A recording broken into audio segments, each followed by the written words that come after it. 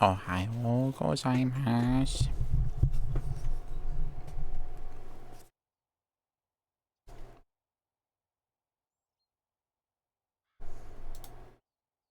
That's not too loud, is it?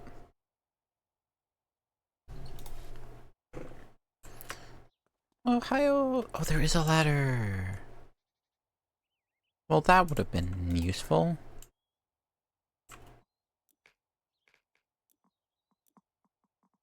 Stinky game.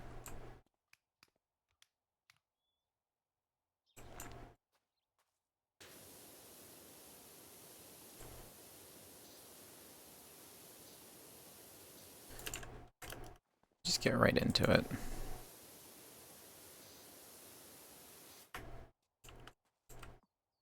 No, F, F, F, F, F, F, F.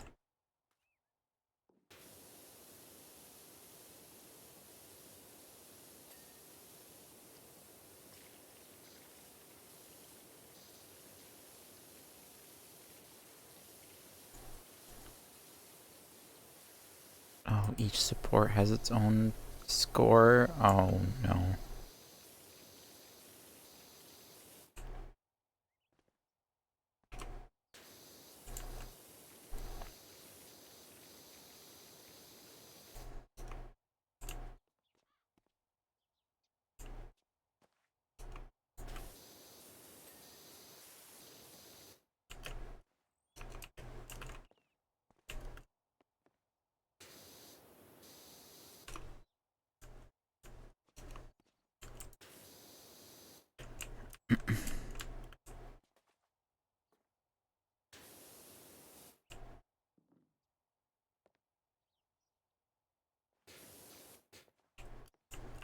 Where can I stand?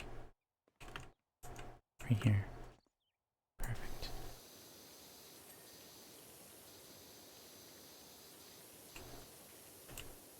Right now, where can I stand? No! No!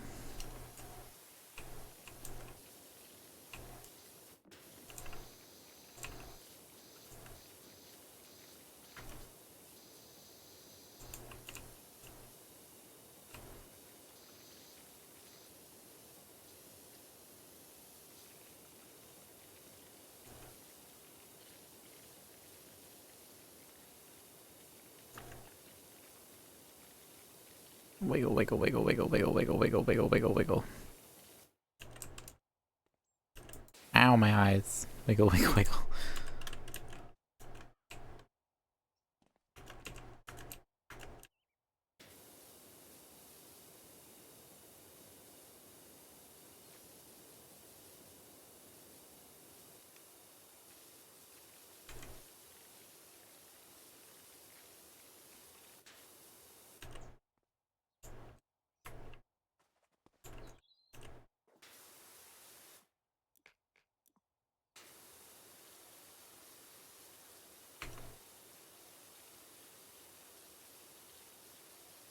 Wiggle, wiggle, wiggle. Pew, pew, pew, pew, pew. Wiggle, wiggle, wiggle.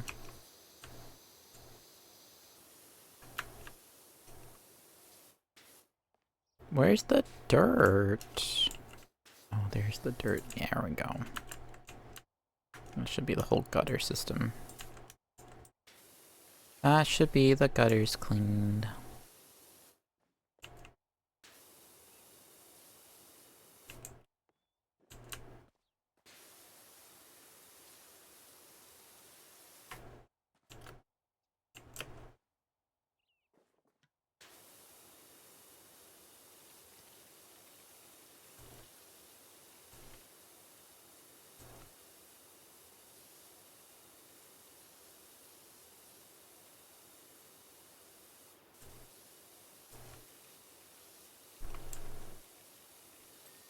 There we go.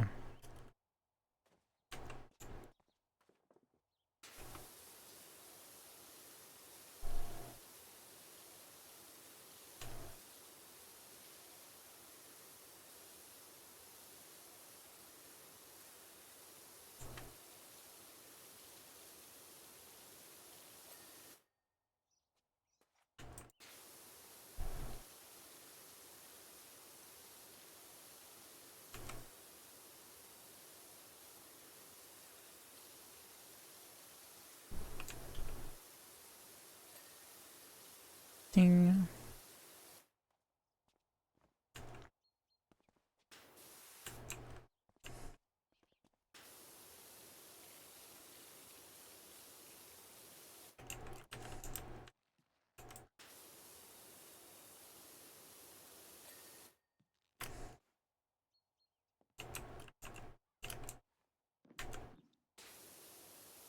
Ding.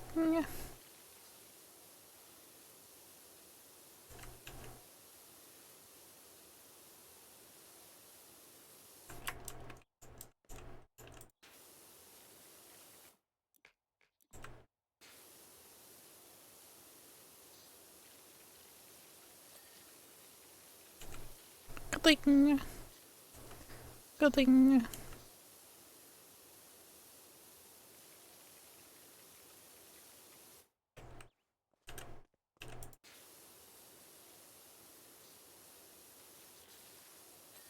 Ding. Alright, I think other than those core bells, everything around now clean. Boop, boop, boop, boop, boop. There we go.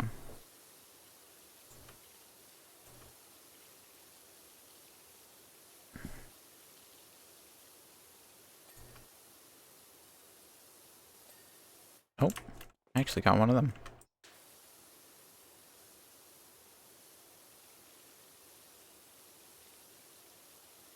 Somehow I got one of them cleaned.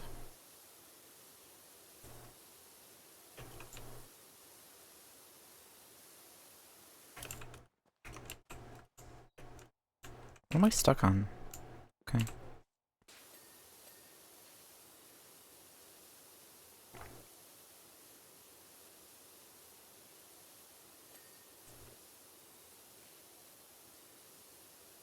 Alright, I've done 2 now, which makes me think I should be able to do the other ones.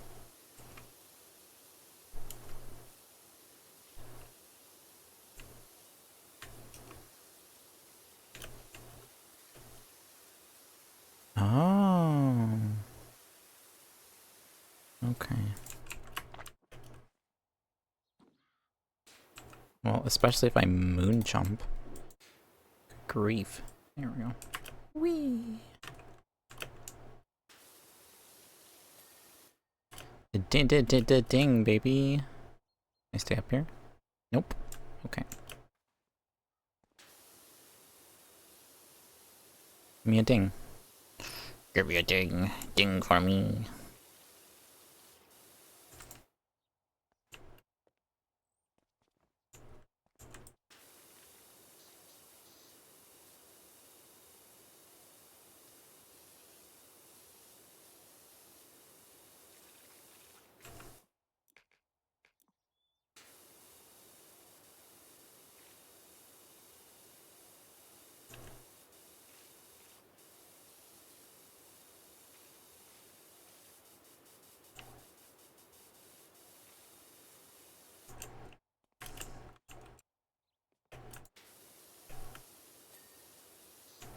Cool.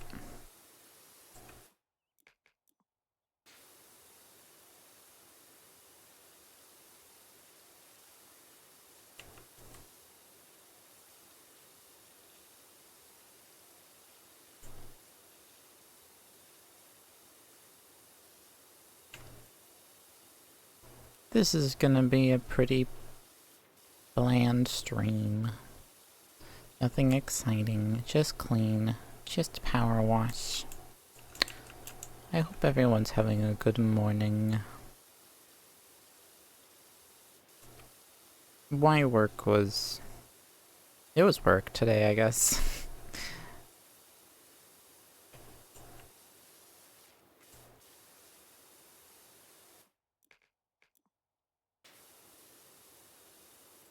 I'm a little indifferent with my work from today.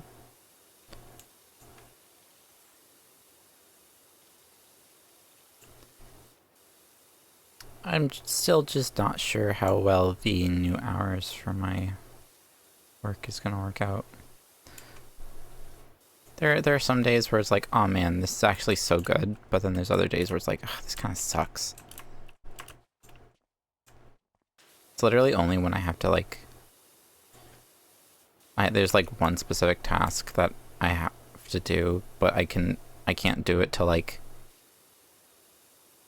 a specific time in the day.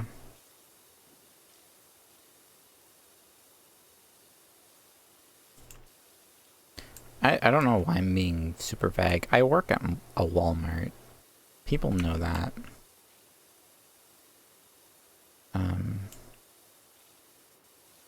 I do some receiving partway through the day. But like with what time the truck driver shows up, it's kind of sucky for this current time frame. Because their original their arrival time was specific, like meticulously picked out to work with where our brakes and everything sit. But now it don't.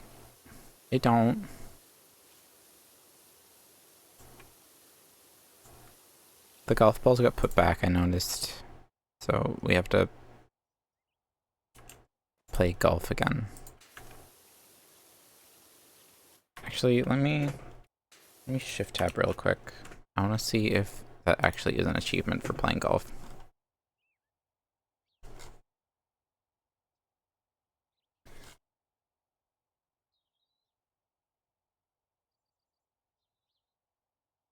There's the SpongeBob ones.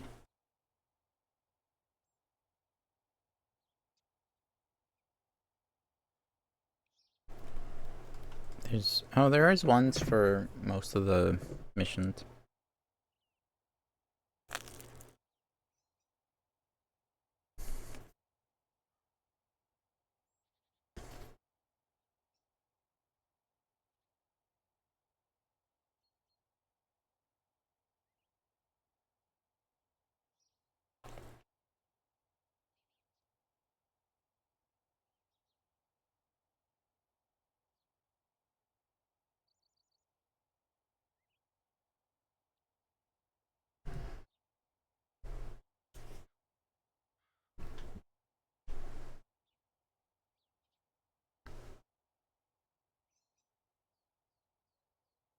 There's one for playing croquet in the Alice world.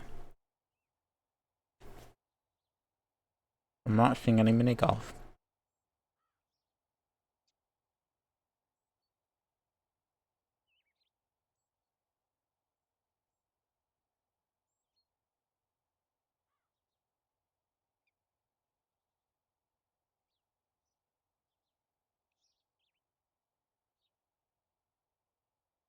How to Grime, I love that one.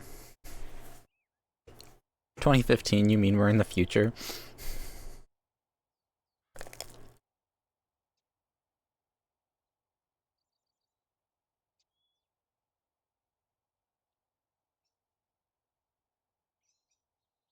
Man, I really want to do the Back to the Future one.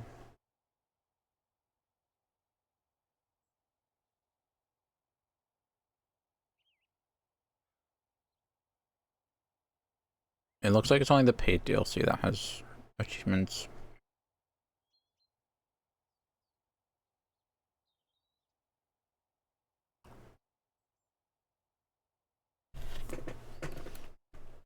Okie dokie.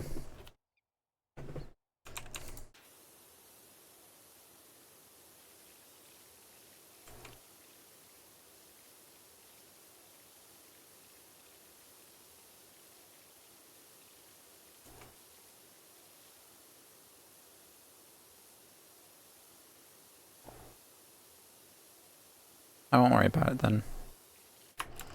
You won't play golf then. Fine. I have to pay money to have my fun rewarded.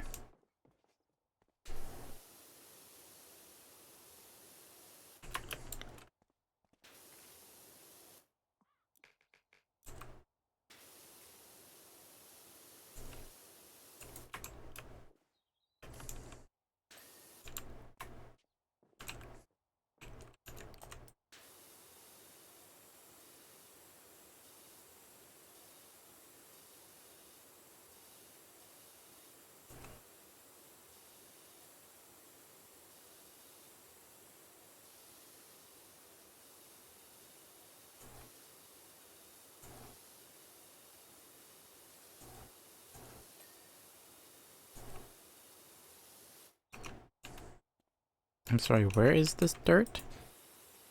Oh, it's all hiding along the edges. Yuck! Sorry, that was suddenly very loud.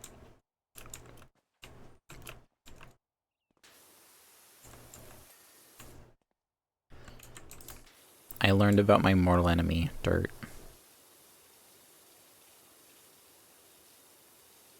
Did I finish the dragon area? Yes, because we played hole 3 and 4. So this was the next step. Okay. Just making sure I'm not jumping. I was kind of having fun with the idea of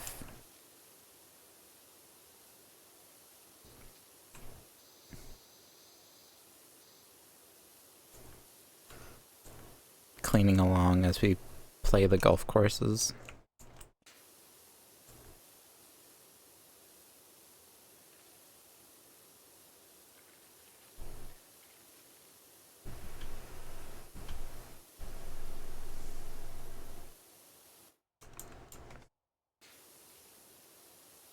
You might hear banging in the background every now and then.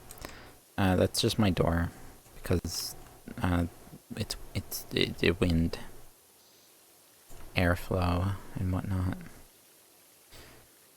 Yeah, we got flow.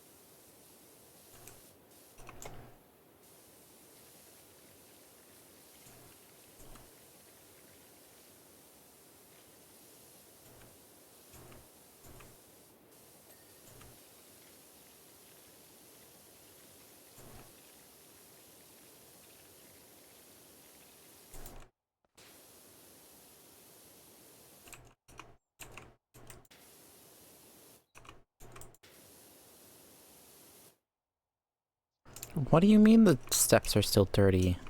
Oh. Thank you.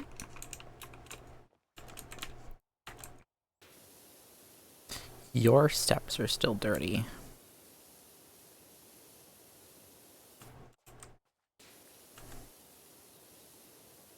No, you. No, you.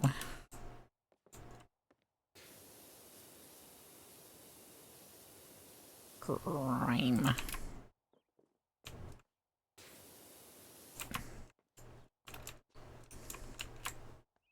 This side, this side. There we go.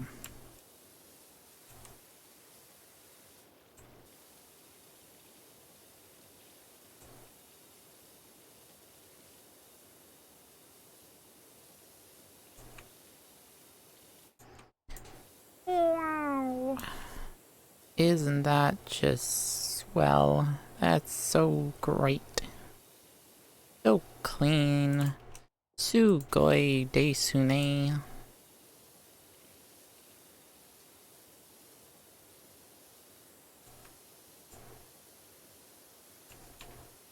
Totemon sugoi desune.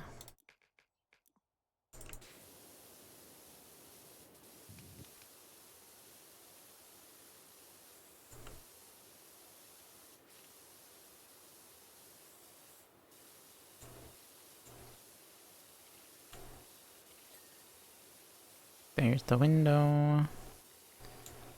Doo -doo -doo -doo -doo.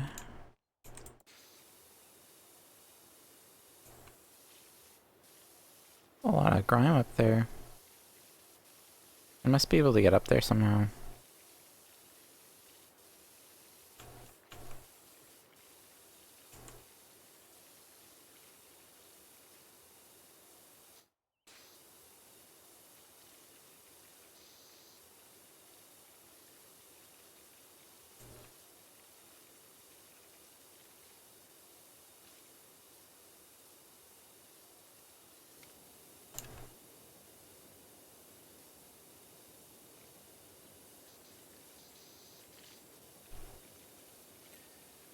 Ding. Ba-ba-ba-ba-ba-ba-bum. Ding. Ding.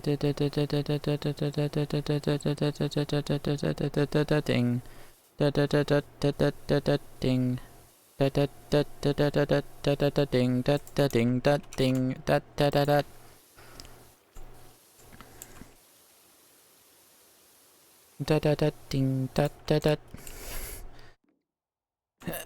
Oh, yes. Okay.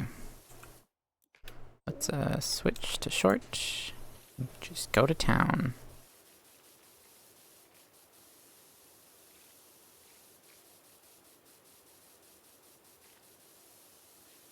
Just go to town. Take it around town. Yeah.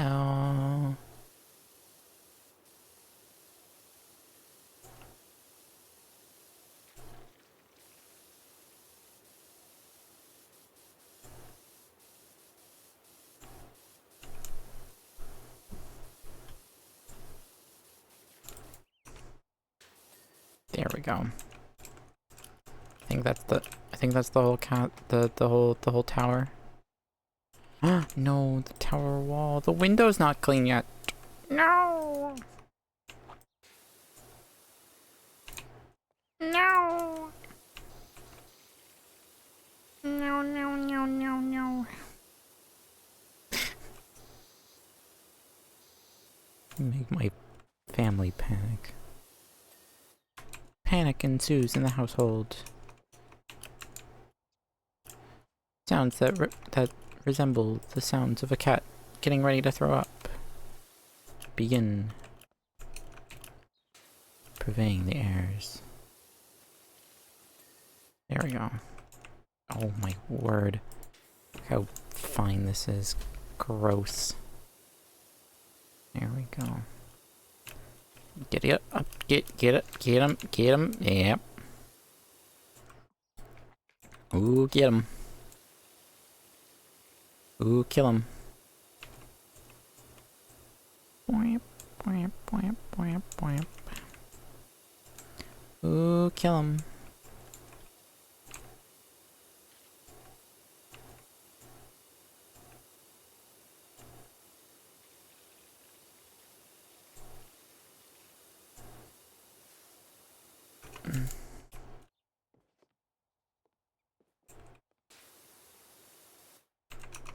Ooh, kill him. Yeah, get him. I'm stuck. Alright. What am I missing? Oh. What am I missing? Hello? Dirt? Where are you? How would you like to get off my wall? How would you like to you fall off my wall? Thank you.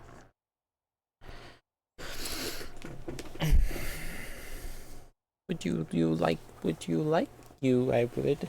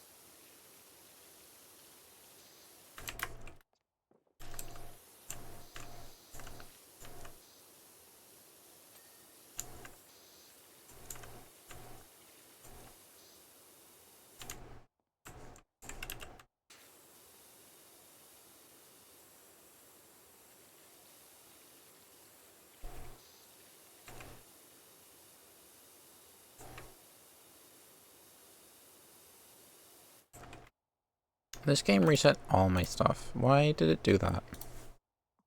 Give me my gloves. Give me my suit. Get out of my face.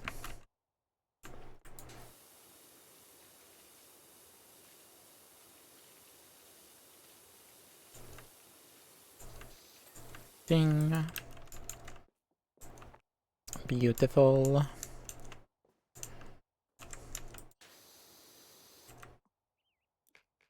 There we go.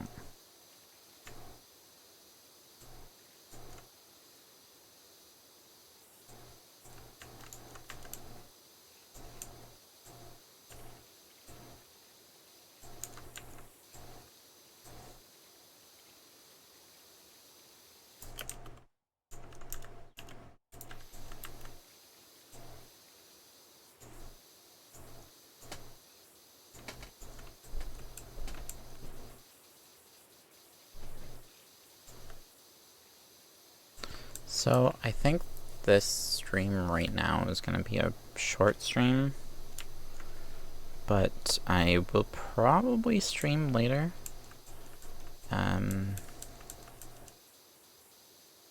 With some friends,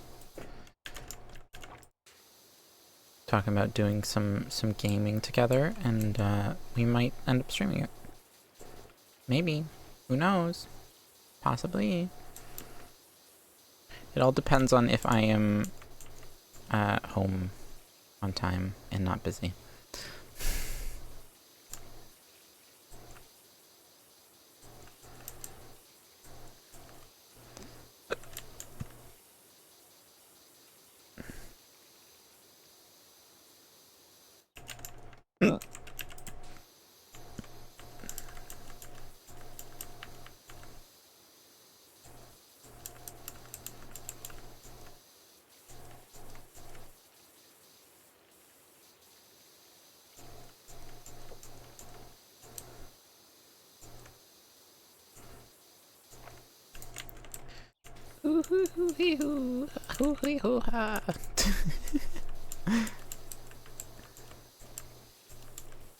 It's the content creator in me who's like, I should probably make this more entertaining.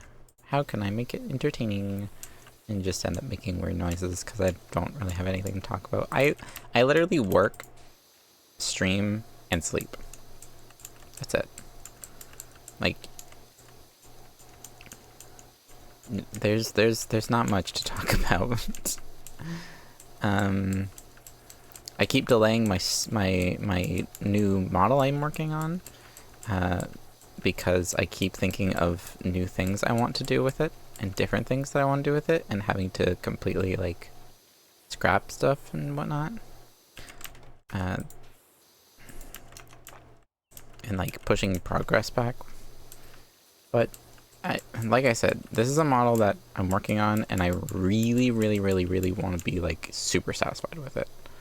Like, I don't want to just have it done and be like, okay, this is good, I like this, and then kind of not enjoy it that much. Like, I like, it's not even like a month down the road, which I may have done with some of my models. Not naming any names. 3.0. 3.0 was just a mismatch of like compromising and like the 3.0 model, which for those who don't know,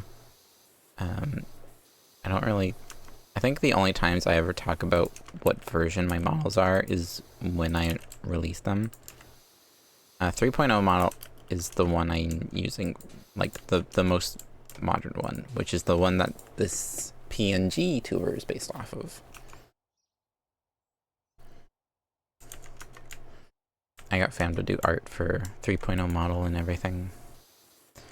But yeah, I got it done, and some of the stuff was very much just like, this is the best I could find at the time. It wasn't like super great and super spot on to what I wanted, but it was close. It was close.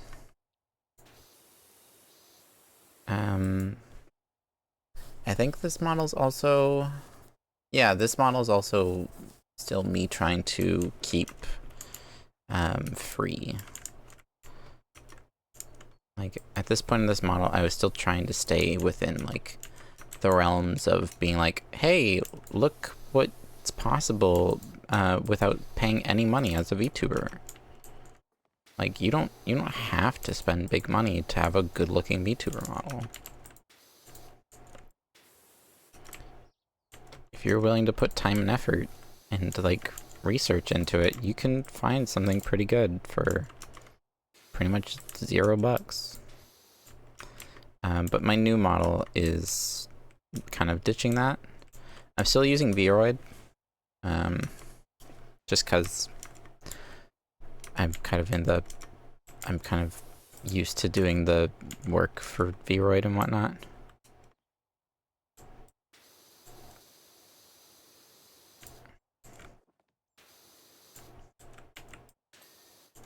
There we go.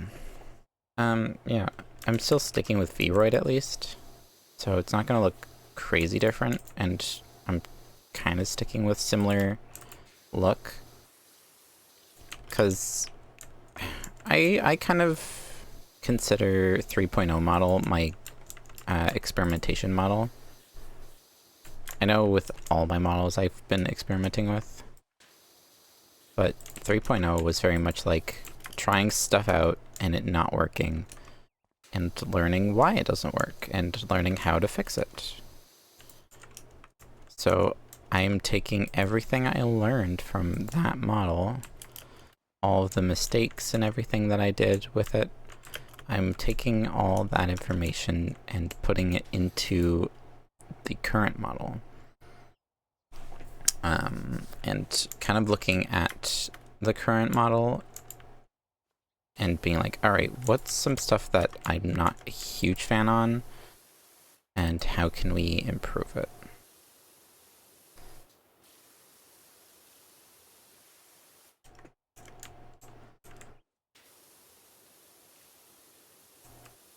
Which, it's also just me bringing, like, to light a lot of plans that I wanted for my model from, like, day one. Like, day one, I had, like, so many ideas that I wanted to do with my models. But just, it didn't work out. And it wasn't, you know... When it came to, like, doing it, I didn't know how the best way to go about it was. But I've learned over the amount of time I've made models. I made up Vroid models for a few friends as well. Just because I wanted to be friendly and nice and be like, hey, I did this. And also it let me kind of learn new things and stuff. Which some of those things are irrelevant now because stuff have changed and it's now easier to do stuff that I tried to do. For example, overalls. I made a model for one friend just because I wanted to see like what kind of process it would take to make overalls. Because in terms of Vroid, that wasn't possible at that time. But now there's bodysuits. So overalls are painfully easy now.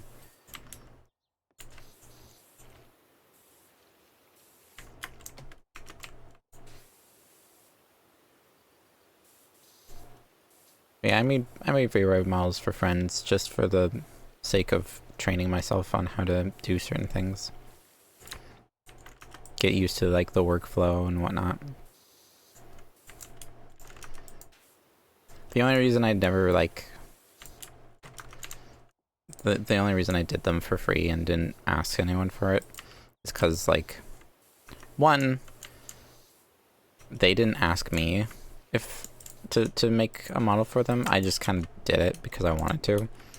And I still use like a lot of free assets. So I'm just finding stuff and slapping them together. So like a lot of it's not even my own work to really sell. The only work I did was find the stuff and put it together and make it fit personality and stuff. And of course there's like other things like attaching jewelry and Unity and stuff. Adding special effects and whatnot.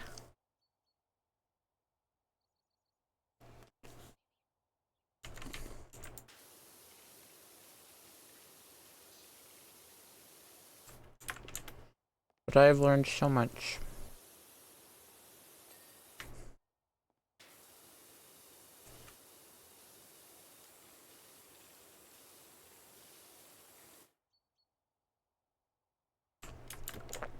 Oh, the arrow itself is one? Oh no. Did I get it? Yes, okay.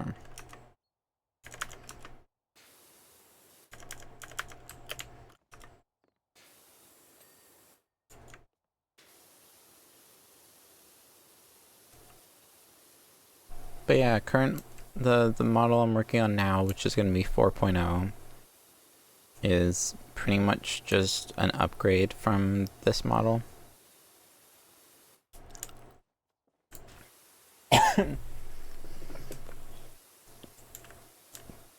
3.0 to 4.0 upgrade is going to be like Wii U to Switch.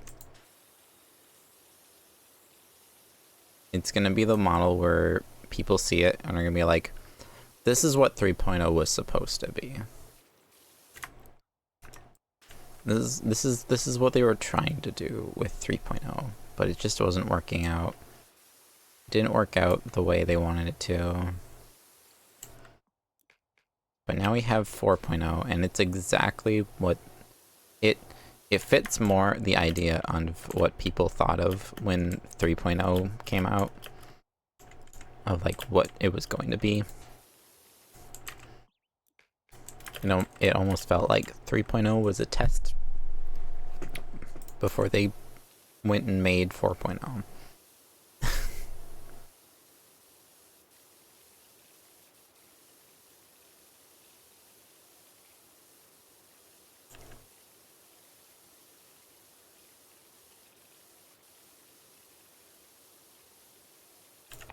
Oh, yes, for those who don't know or didn't know, we beat Resident Evil 3 the other day.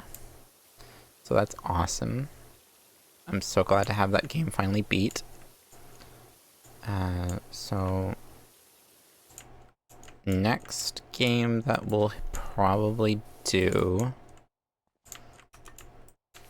I'm kind of trying to decide what I want to do for the next, like, long story game. We'll probably do Tunic, just because we started that. I don't think there's any backlog left. I have to double check.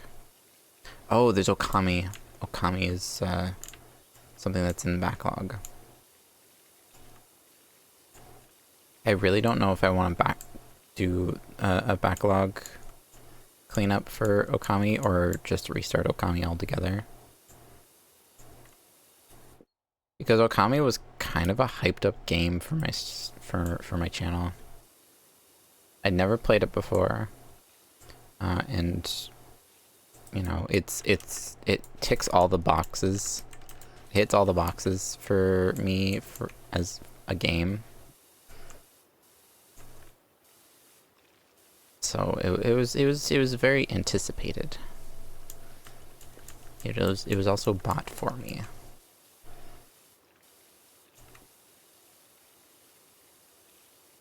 Which I have a saying. I have a promise where If people buy games for me to play on stream, I will stream them.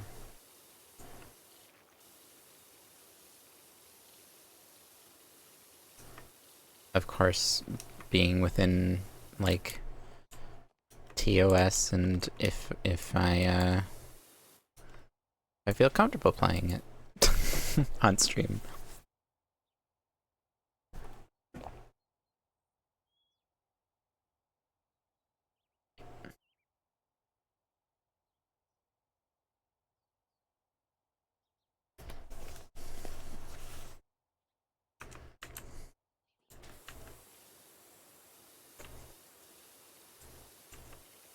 So I also need to be entertained during the stream.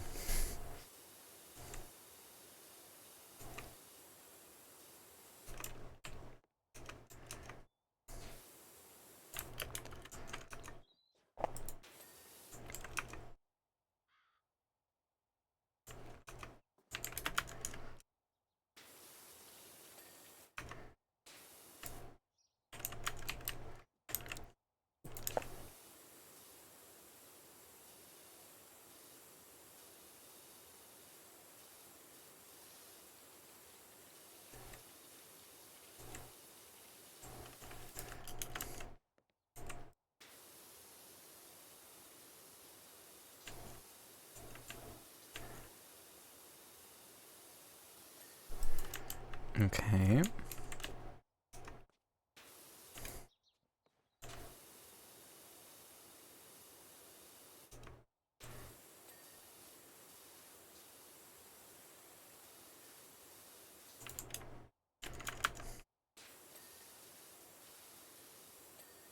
Thank you.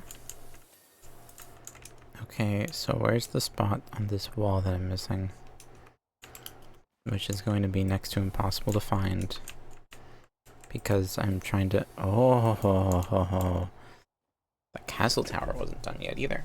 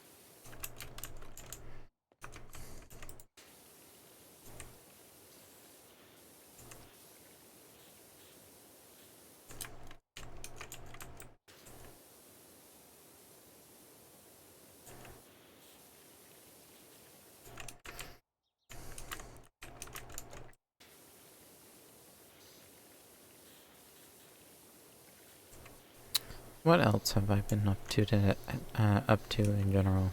I guess I was about to say up to today, but up to in general. Up to today, I've been work, and also the day's just started, technically. So, I have kind of gotten to a point where, like, I actually feel like I kind of have a grasp on, like, what a day-to-day like routine looks like for me, which I haven't had for a long time. For the longest time, it's been wake up, work, game, go to bed, and eat, of course. But like I had zero routine. Like my goal in life at the time was just survive. It was just getting. I was my life was literally just getting through life. That was it, which is awful. It's a terrible thing. when you have nothing to like really be excited for or to strive for other than like a new game coming out, it's really upsetting.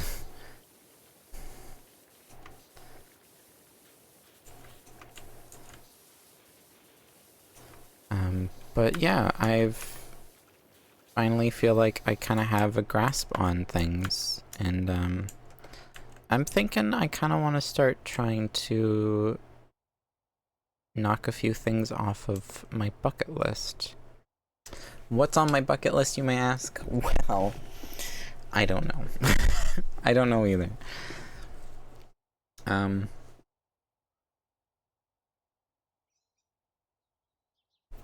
Obviously there's like really big things on my bucket list that I won't even think about trying to get them done at this point. Like, that will be like the heavens opened up and I have been specifically blessed to be able to do like the whatever is on my bucket list.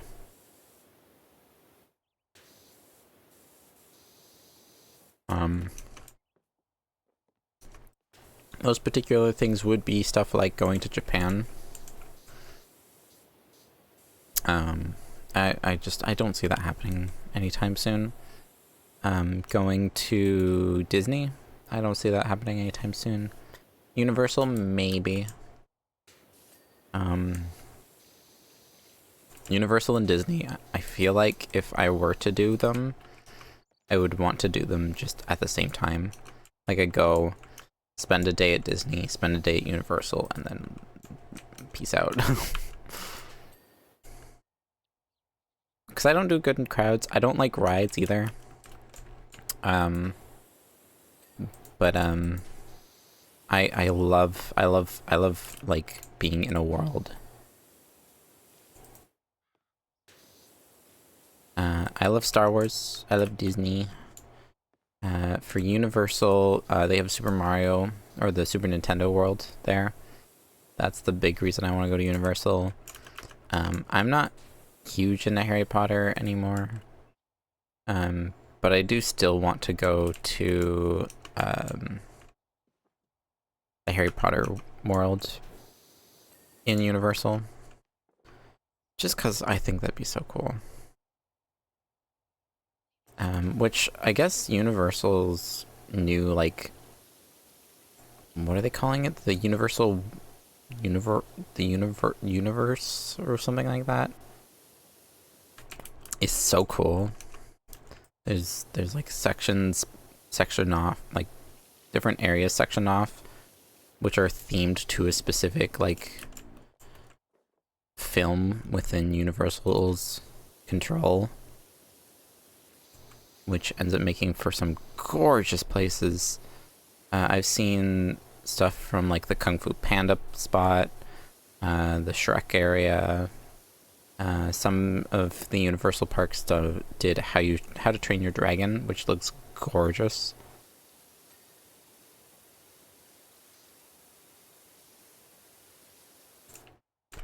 So I'd love to go see that.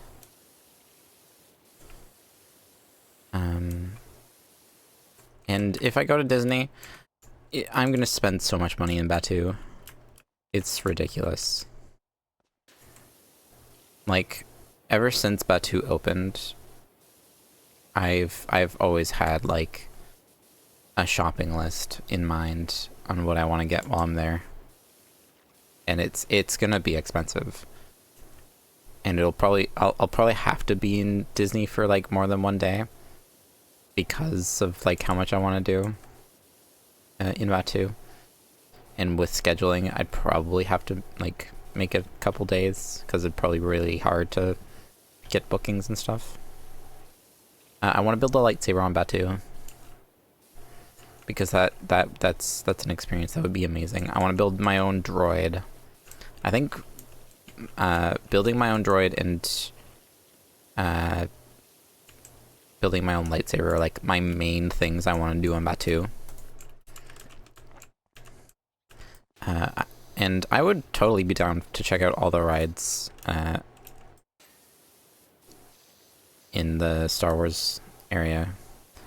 I originally wanted to do the, like, this is also like a dream scenario, which also can't happen anymore.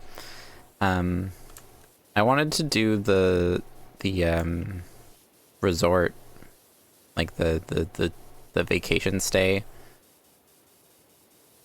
I can't remember what it was called. The Star Cruiser, that's what it was.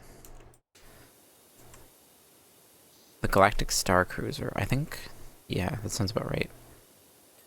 I wanted to do that, but sadly it closed down because they couldn't get funds. Crazy how when you make an experience that expensive, you don't get a lot of people coming and trying it. And also it's one of those things where, like, you can go, what, 2 or 3 times to still get like a cool experience, and then after that it's like, okay, it's just another day. But like I suppose like it's staff, so like they'd recognize you from like other times you visited, so like you'd form more of a connection with the characters. I don't know. It'd be interesting. But yeah, sadly that closed. Because, you know, they couldn't keep the funding for it. Which, when you make something that expensive, like make it cost that much, not a lot of people want to or are able to spend that much money. Especially like right at this like rate nowadays. I think it was partially to do with like when it came out. Because right now, like, money's tight for like almost everyone. It's awful.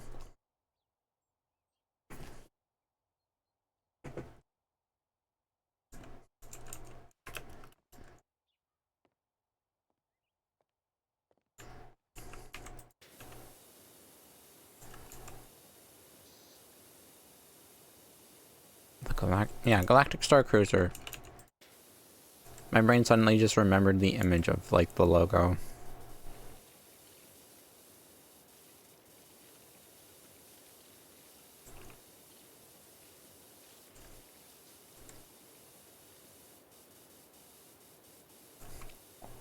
Yeah, I would do the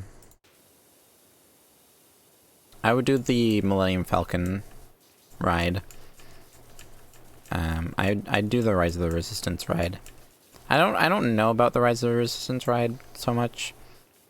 Whether or not I would do it, just because it's like you're just kind of sitting there and watching a show, basically. The Millennium Falcon one seems super cool because you're literally like operating the ship, which I think would be so cool. I would beg my friends to make me the pilot, which I'm sure none of them would argue, since I am the uber Star Wars nerd.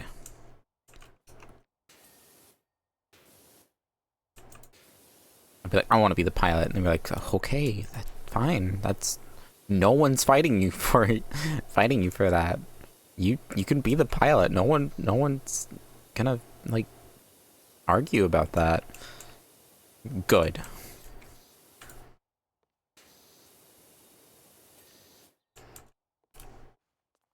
Hey, Magic. Welcome. How are you doing? We're just power washing today, taking it easy. Talking about bucket list possibilities. I feel like that really goes to show how often I just coast. Like, how much I just am, like, living life to survive.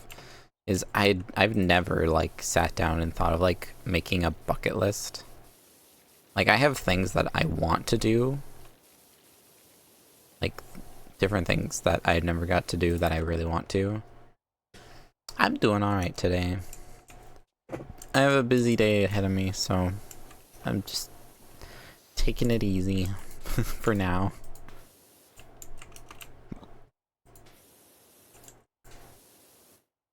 But yeah, I've never really sat down and made like a bucket list. I've had things that I've been like, oh, I want to do this and this and this and this, but like never actually sat down and did it.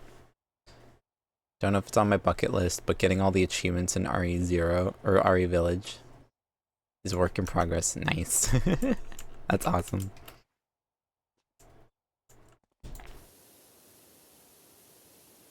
But yeah, going to Japan, going to Disney, specifically Batuu, and going to Universal, specifically Nintendo World.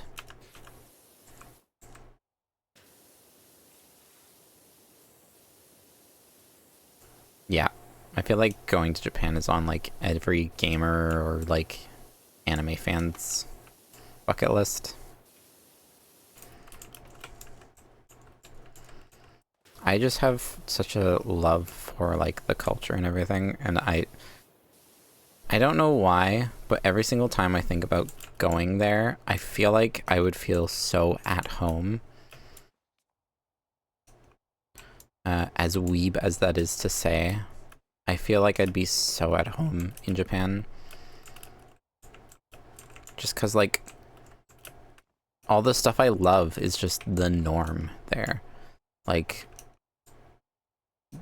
if you go there and be like, oh yeah, I love anime, I like playing Nintendo games, no one's gonna be like, oh, isn't that like a children's thing? Why? That's kind of weird. Why would you like that? They'd be like, oh, cool. I do too. And like you can have a conversation with people about cool stuff instead of dumb dude bro jocks being like, ugh, look at this nerd. Yulber! I'm actually in the process of learning Japanese right now. It's going pretty well. I've kind of gotten to the point where like I can listen to some things and like I'll listen to stuff in Japanese and they'll say like a certain word that I've learned and be like, oh, I know what they said.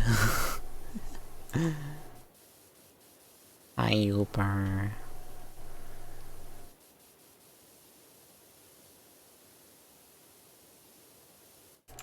It's my favorite science guy.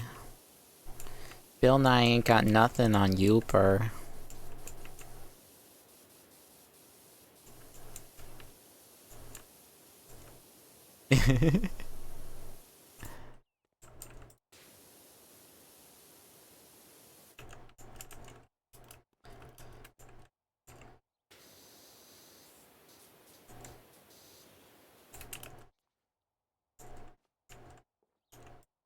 Yeah, that would be really cool. I know around Halloween, with Halloween Horror Nights, Universal in Japan does like Biohazard, haunt walkthroughs, which is super cool. I think the most recent one they did, it was Resident Evil 2, and you actually got to choose whether or not you did Claire or Leon's path, which is so cool. And it actually is different depending on which one you do.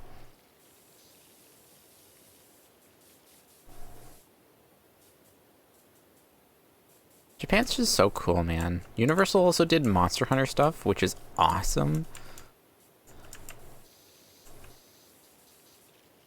Which path is first? I would take Claire first, 100%. I'm pretty sure when I played RE2, I played Claire first and then played Leon. Actually, I only did one playthrough of Resident Evil 2 still. I don't think I did a second playthrough. I don't know. Helmy could probably correct me on that.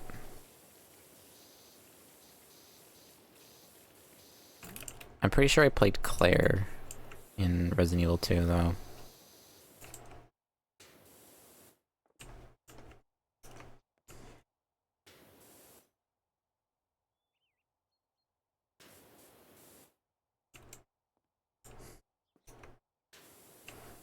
Where's this grime? What is what? Adobreku.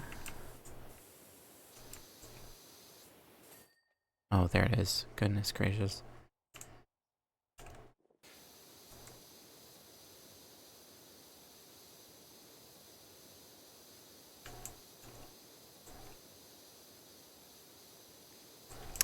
Fun thing, I'll share this with everyone else, because I think the only time I've talked about it was on the Discord server. But I have done an interesting idea, and I have changed my cell phone's language to Japanese, to help me learn more Japanese. Which is not actually that helpful because a lot of my phone still uses English. Like, I even remove English as a language option on my phone, and it still uses English for a lot of the things. I think it's just because Japan doesn't have words for it, so, like, it would have just been the English word anyways. Because I know male is meru.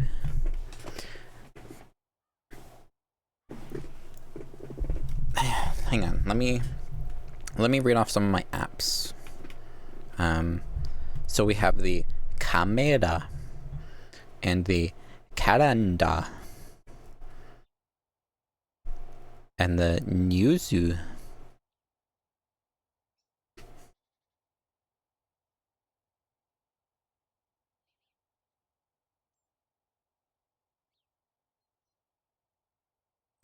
And the Message.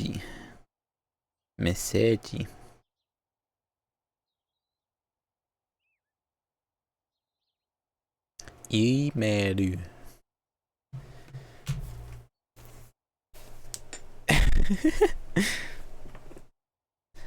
I kind of got once you learn how it's pronounced, like the characters are pronounced, you kind of get a better idea on how like pronouncing foreign languages functions. Especially if you kind of listen to the foreign language a lot, you kind of get an idea.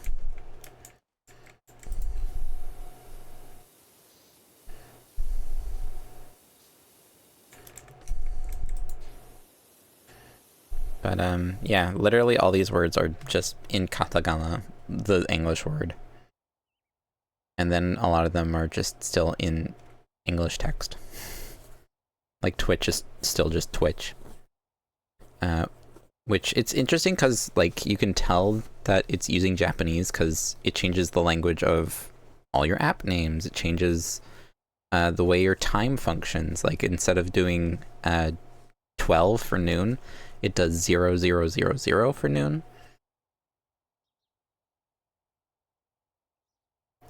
If like I go into my notes app, all the things are in Japanese. The only thing that's not in Japanese is the physical text that I have typed in myself. I have a problem rolling R's. I took 12 years in school learning French, so I had perfected rolling my R's. Perfected.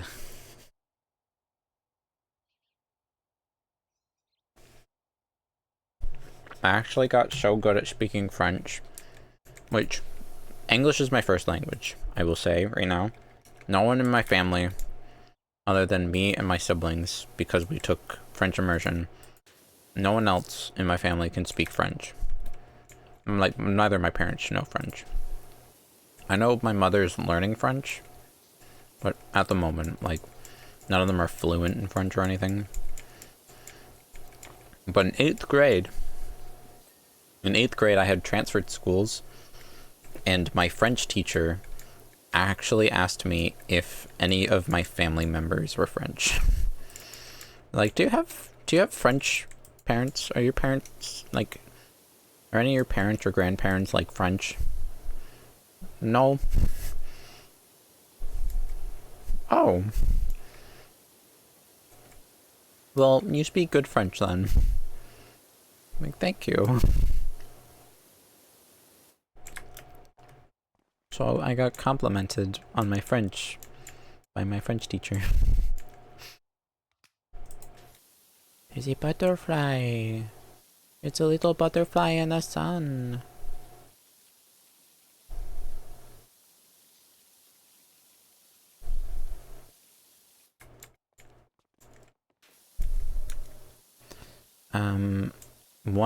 Another thing on my bucket list is I want to, right now, it's a fairly recent thing on my bucket list.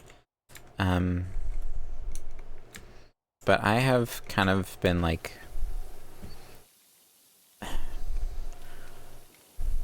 want to say rediscovering myself, relearning myself. I had a moment in my life where I basically got reset to, I got set back to like factory settings. Is the best way I can explain it. My brain was set to factory settings, and I had to like figure out who I am as a person. I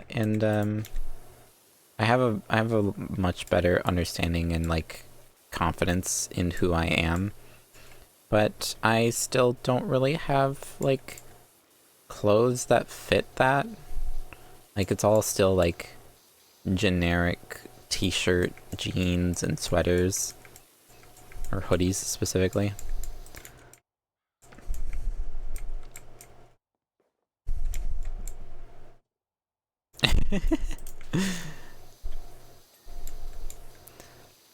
So I've still been like, I've been working on like a wardrobe, and I'm a lot more comfortable with my wardrobe now. Like, I'm happy with it. But I'd still like to like fully swap out my wardrobe. Like, I would love a shopping spree, would be awesome. And a complete makeover. I'm currently trying to grow my hair out. I haven't gotten a haircut in almost a year now. And like, that haircut was me originally being like, I want to grow my hair out, and the hairstylist being like, okay, here's how we're gonna do it. And it was supposed to involve me returning every like month to get a trim, and lo and behold, almost a year later, I still haven't gotten a haircut. If I kept up with that, according to her, around this time, I guess around last month, I should have been like at where I wanted for my hair to be. But like, I want my hair to be the way I want it to be. I just want a full makeover. I want to know what I want to do for makeup and everything. I want better understanding of myself, you know? I want to find the me, the new me that I know. I need to find that. I need to find that person. Somewhere deep inside the confused body is the me, you know?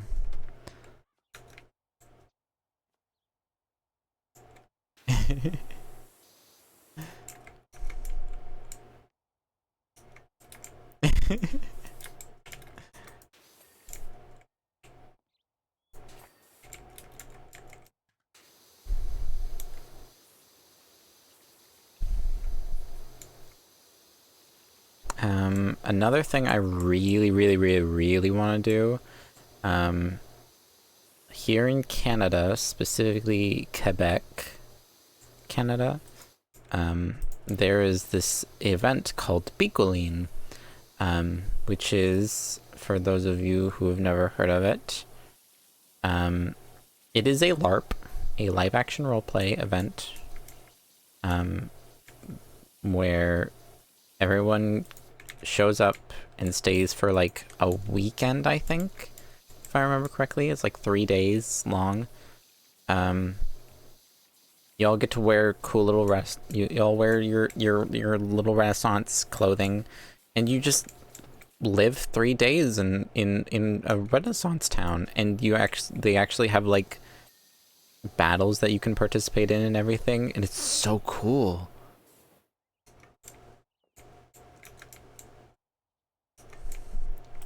Yeah.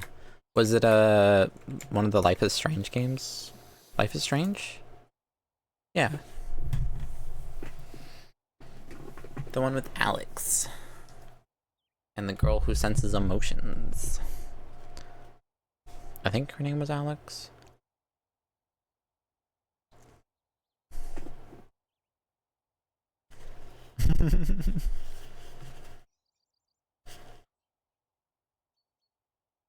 Oh, Saints Row, right. They do a LARP thing in that one. I forgot.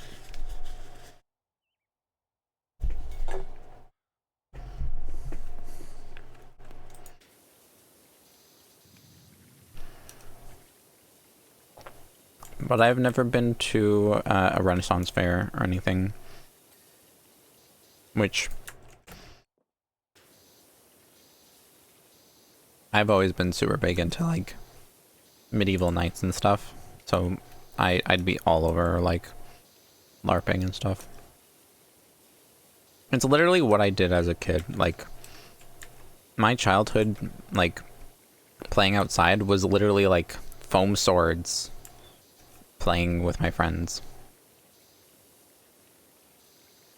I remember me and my best friend, we made up our own Heroes of Time, Legend of Zelda characters, which we just kind of represented as, in our own minds, as like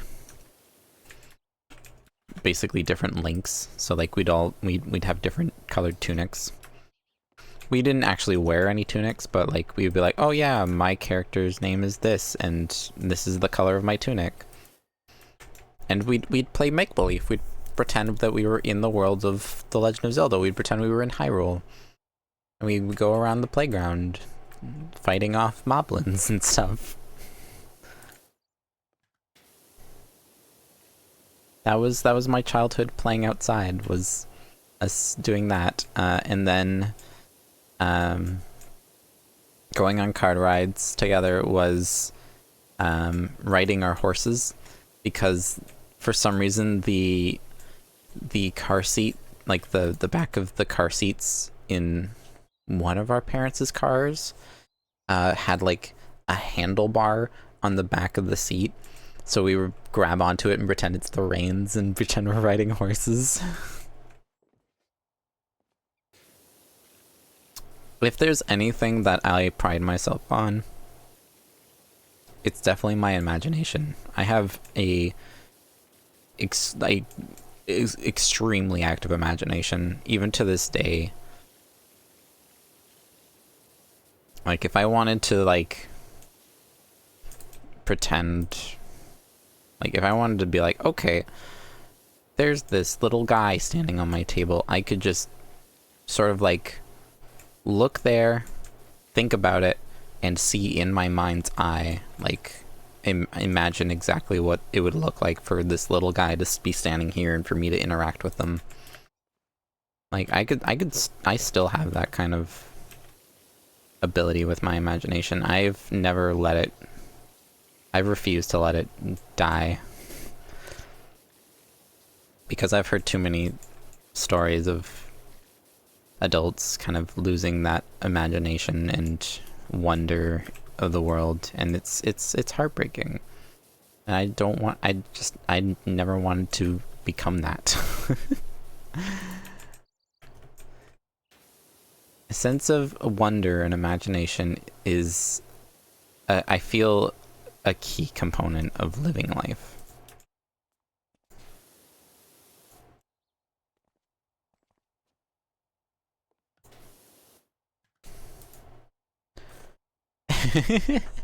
Yeah, I think too much to not have an active imagination.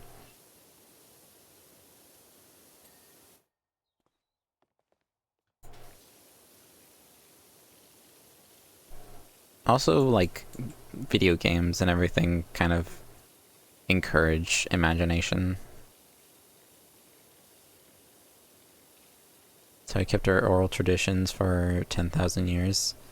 Yeah.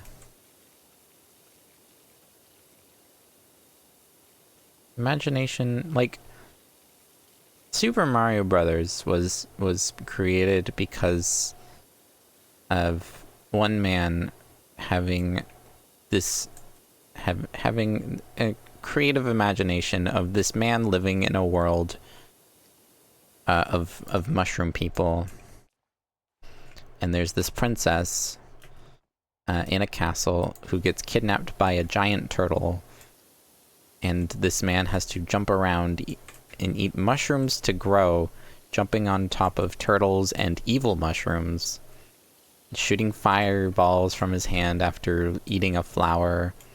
Like, it's crazy. Like, even Zelda, like, the original idea for Zelda came from Miyamoto's own, like, childhood of running around and, like, exploring caves and catching bugs. Like, that's kind of stuff that imagination can bring you. It is too valuable of an aspect of a human being to just, like, forget about. Yeah, exactly.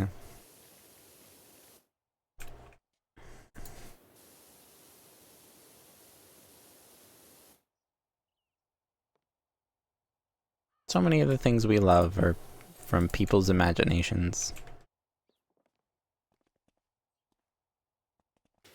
Movies were made because of other people's imaginations, like, so many things.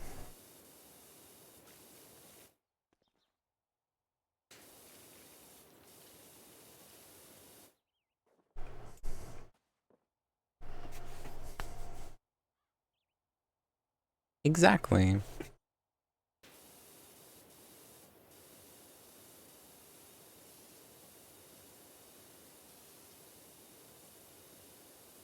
And, like, sure, video games are, like, for the most part, are all something, like, similar, but there's a lot of valuable things you can learn from video games.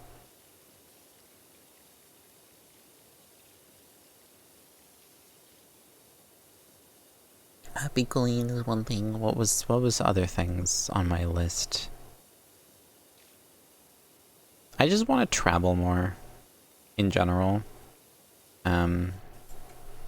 Like, the furthest I've traveled from my own place is maybe like a 24-hour drive away. That's the furthest away I've been from my own house.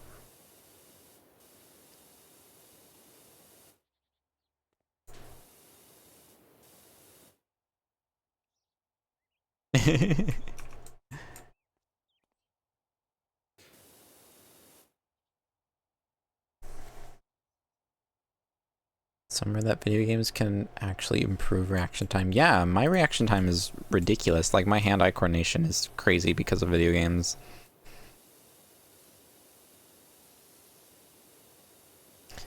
Oh, actually, I'm pretty sure I did a science experiment on hand-eye coordination in school as a kid, and talking about how video games help improve hand-eye coordination. Because I was always a kid growing up with, like, knowing about, like, other parents being like, oh, video games will rot your brain, blah, blah, blah. There's nothing good comes from video games. Which my parents were never like that. My dad is, like, a major gamer. Like, I'm so big into Nintendo and video games because of my dad. Like, he's an absolute nerd, and my mother's just super supportive. I am very thankful to have the parents that I have. But I always heard, like, the annoying ness of, like, people being like, oh, video games rot your brain, they're good for nothing. And I've always kind of been annoyed with it. So, like, I guess one time I decided I was going to do a science experiment to prove video games aren't useless and like they are teaching us and like helping us develop as human beings.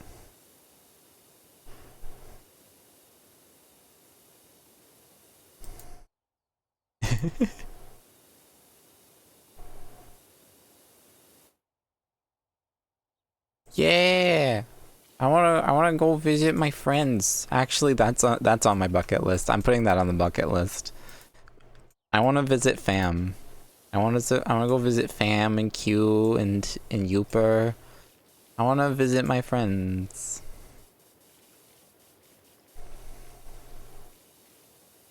Historians have compiled the X rots your brain complaints back to TVs, newspaper, books, and whatever else folks use to vibe.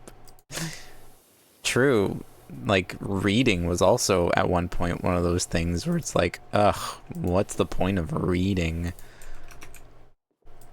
Reading's not good for anything. You're just wasting time.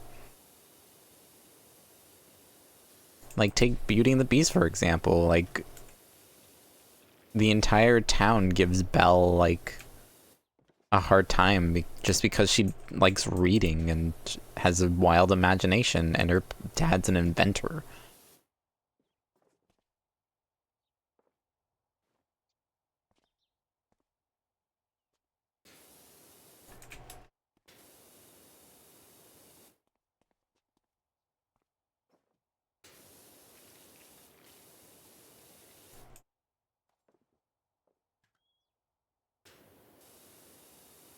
Yeah.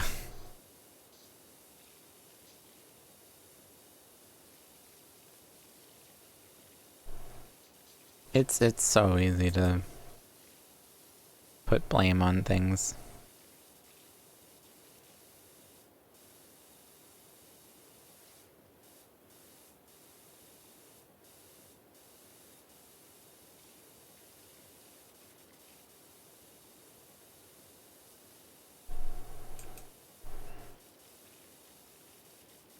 But yeah, I wanna meet my friends. I wanna meet my new friends I met through Twitch.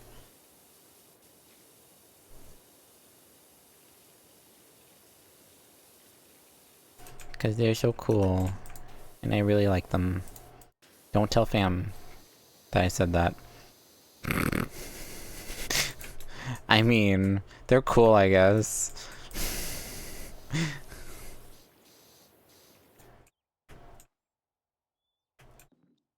But no, real talk. They're all super cool and awesome, and I'm thankful to have the friends I have. I was actually talking with Pearl um recently about, well, I was talking about the bucket list thing, but it was, I don't know, I was just having a really good day that day. Like, everything was going good with work. Work was fantastic that day. What was there? I don't remember exactly what it was, but there's just so many things that were going right that day, and I felt really good. And I just felt really, like, sentimental, which I don't do often, being the person I am. But, like, I got me thinking about, like, all the cool friends that I've gotten to meet. Like, I have so many cool friends. The way I described it to Pearl is, like, I feel like I have the perfect, like, slice of life friend group that I've always wanted. Like, growing up as a kid, I had, what, 1 to 3 friends, I would say. Like, I would have kids in school that I would call friends, but, like, it was just because we're all stuck at school and, like, just kind of got along more than the others. But, like true friends that, like, you kind of just stick with.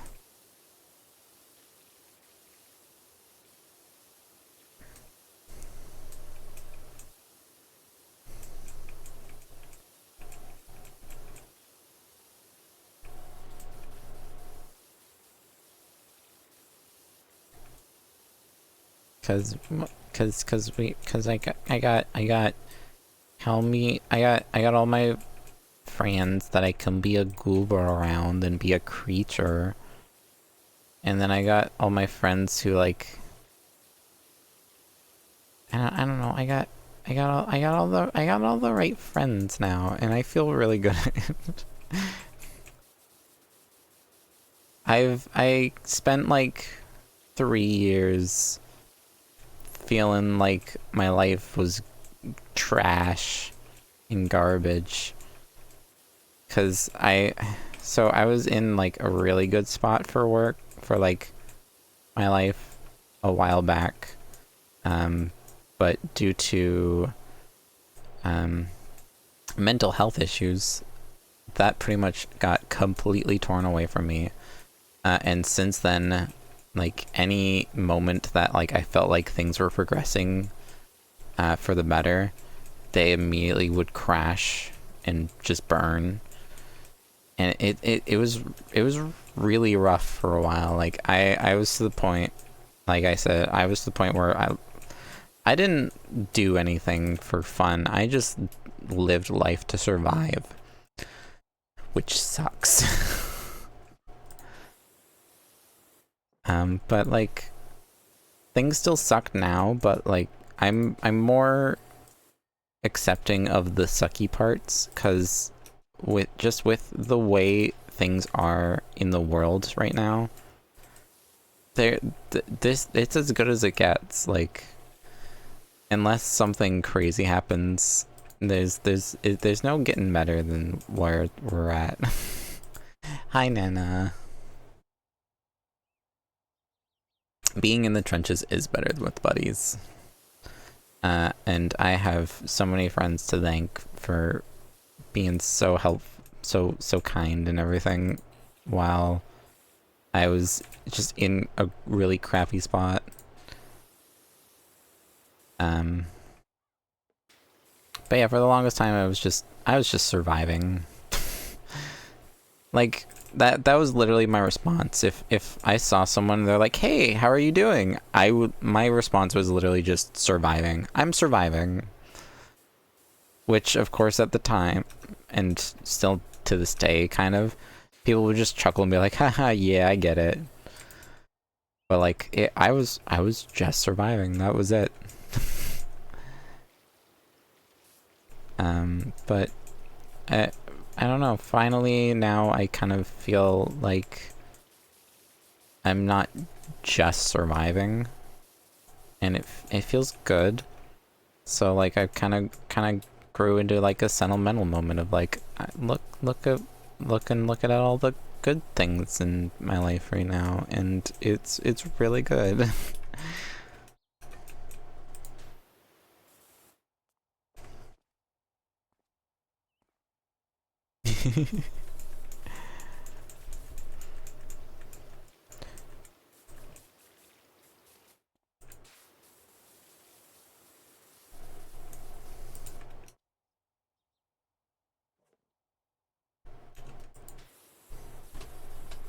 I'm weathering the kicks and slaps of God.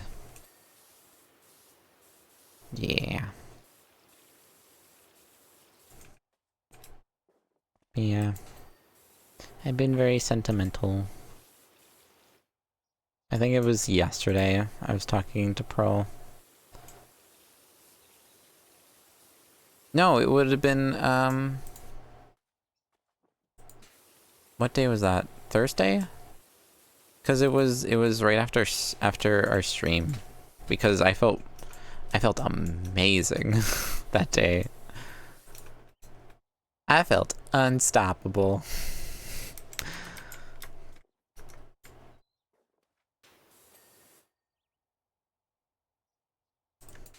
But yeah, work went well. That stream was like really great for me. I got to beat a game that I've had on hold for like so long. Just everything about that day was just perfect.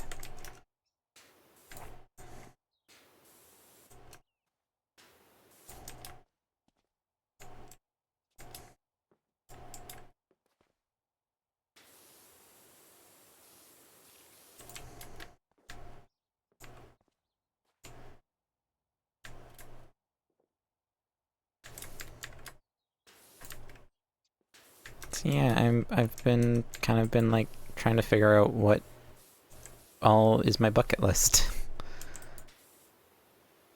Ads.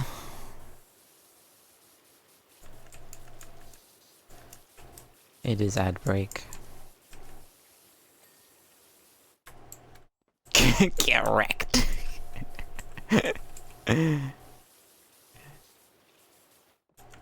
This is indeed the ad break time right now. I can see it. There's about 45 seconds left of the ads.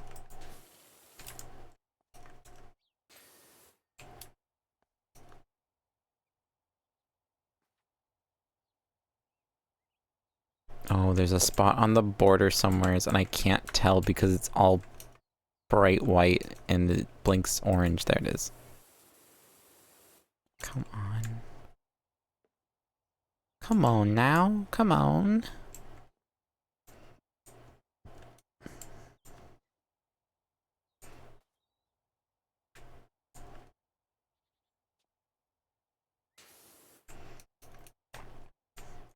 Oh yeah, I saw that there's a... I'll wait till the ads are over. Welcome back, Nana. Welcome back, people who had ads.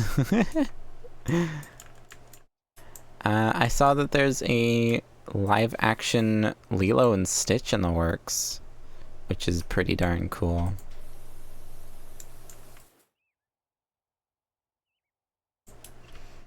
I'm interested to see that.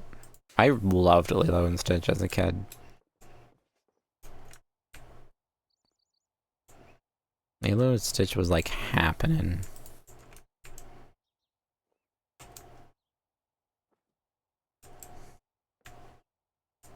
Yeah, yeah, yeah, yeah.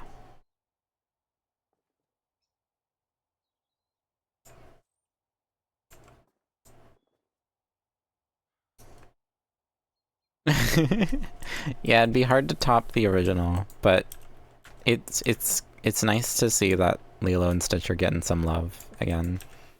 It's been so long. Stitch is such a beloved character. But like, we haven't gotten anything for Lilo and Stitch in so long.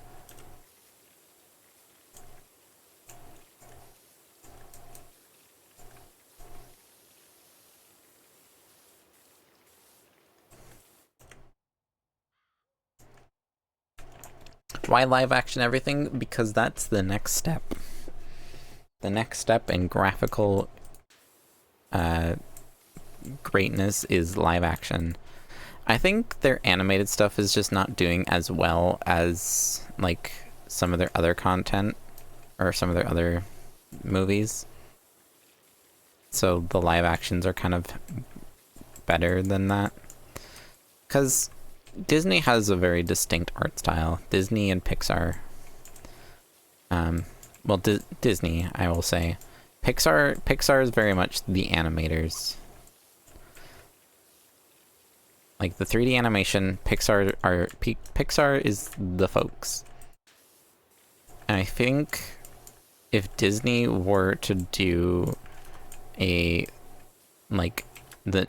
new version of a movie and to keep it animated, they would have to go to 3D animation, which is just going to put them into the same boat as like Moana and Brave, which is just they feel very samey. Like, it's good to have an established style, but a style eventually gets very samey and it kind of loses its appeal. Sadly, Disney's 3D art style lost its appeal pretty quick, at least for me.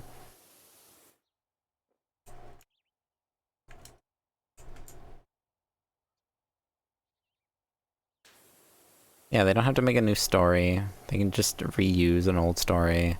It helps them renew the copyright so that no one can use the characters without their control. They lost Mickey Mouse recently, so they're scared. They're running scared. But yeah, like the next step, if you can't do, like, if you're animated just isn't, like, your 3D animated just doesn't have that charm, the next step is live action.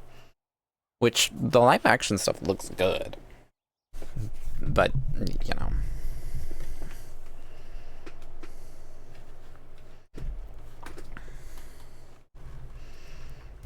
Yeah.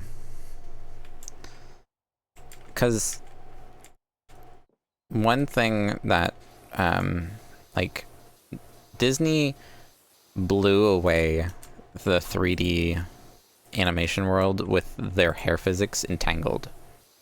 Like, absolutely just astonishing. And then they kind of did the same thing with Brave for hair. Like, the thing that stands out about Disney for their 3D animations is their hair.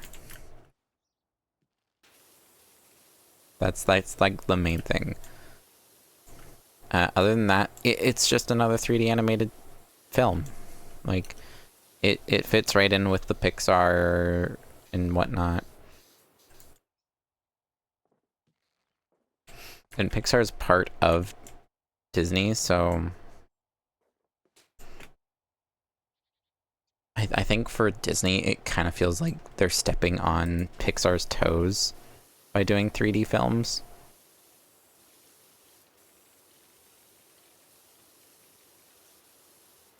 And also the live action films are trying to, I feel they're trying to appeal more to the adult audience who watched the originals way back in the day. So an adult's not going to want to go and watch, like, a film with the animation style of Tangled and stuff, and, like, Frozen. Because they're, the way they designed their characters is very much, like, aimed towards children.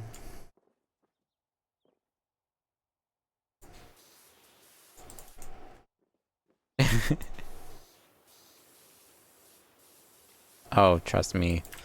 Disney adults will eat up the 3D, the live action Lilo and Stitch. I can already feel it. I can already tell.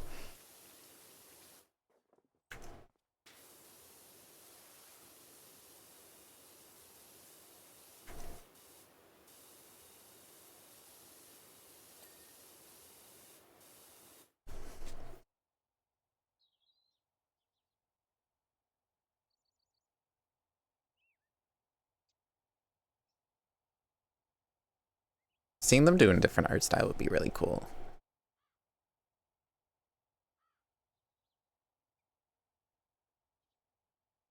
Yeah, the stuff that they've been doing for the live action has been really good. The live action Mulan was really good. I really liked that they went with for the feel of it, they went more of, like, the traditional, like, Chinese, Japanese sort of style with it, like folklore story, and as opposed to just literally doing one for the movie, the original animated movie. I love over the top wire work, just because it's so cool and so creative, and it makes fight scenes so much more interesting. Like, if you have a good choreographer for a fight scenes are already interesting, but when you add, like, super crazy flowy wire work into the mix, it's wild. I loved the Mulan live action. I loved the Beauty and the Beast live action. I think Emma Watson did a really good job as Belle. They did an amazing job with all the songs. Like, they killed it with that one.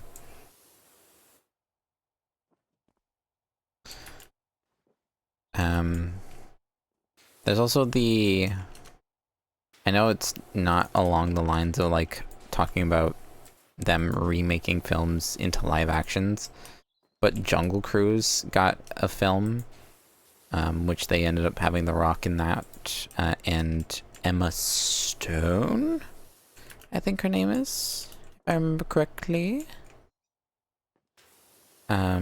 Which she also did Mary Poppins as well.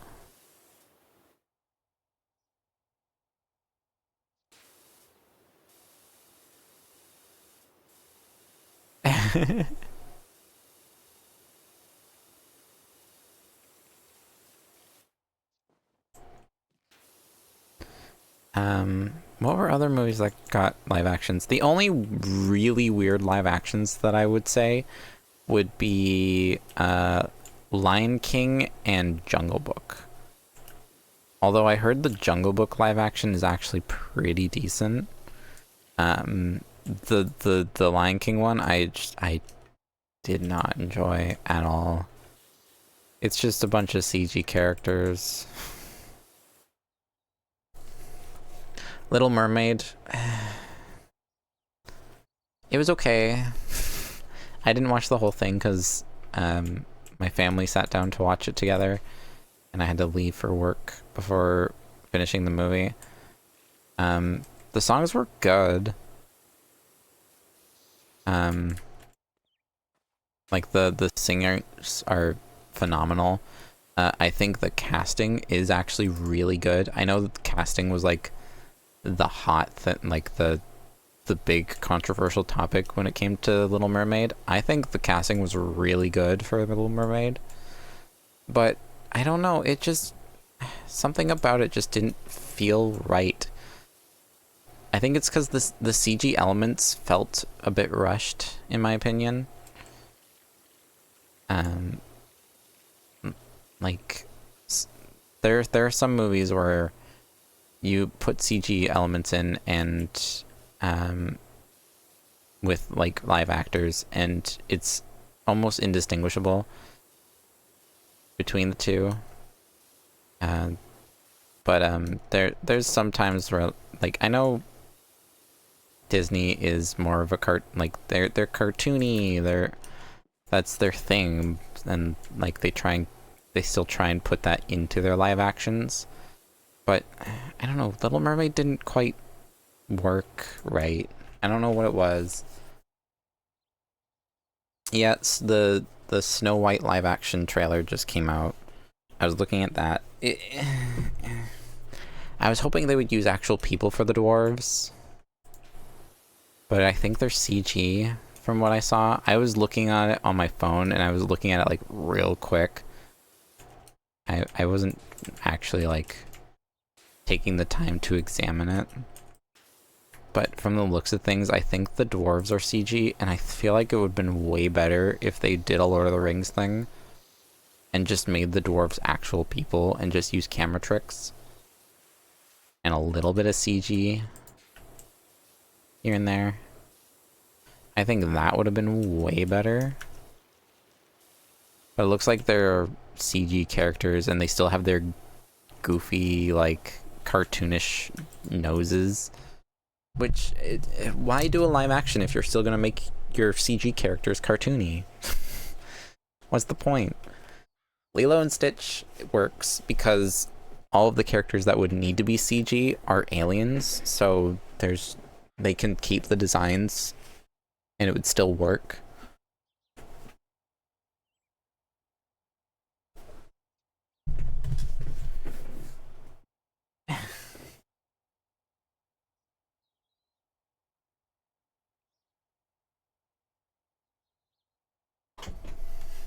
What, you think they teach you how to film in film school?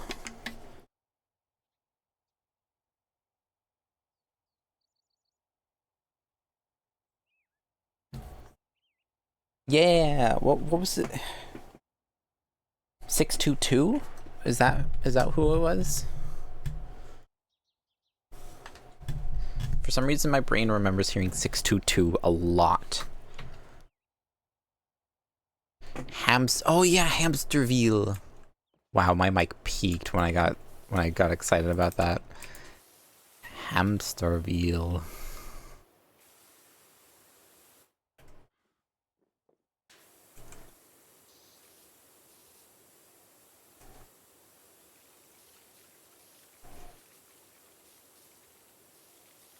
622's the girl one that he falls in love with, isn't it?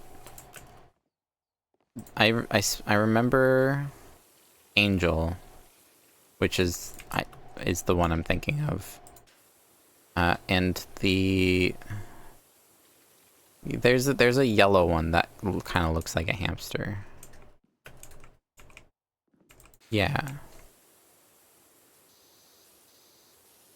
I remember watching the TV series of them, like, basically Pokemon, like playing Pokemon and having to catch all the experiments. That was a cool thing.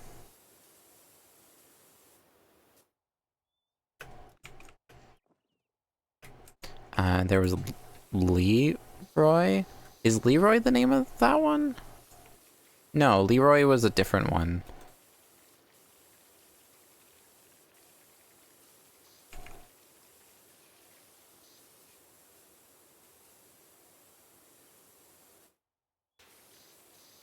Because I know there's Leroy and Stitch was one of the movies.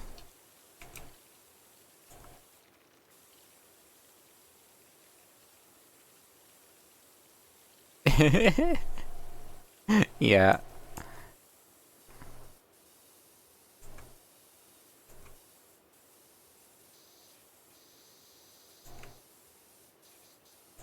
Yeah, I remember, because the second you sent the name of Hamsterville, my voice immediately goes to read it in that accent. Hamsterville.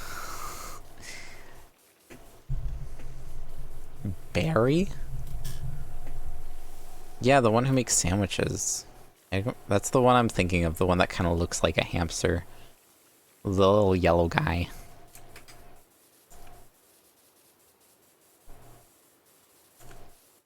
"627. Yeah, okay.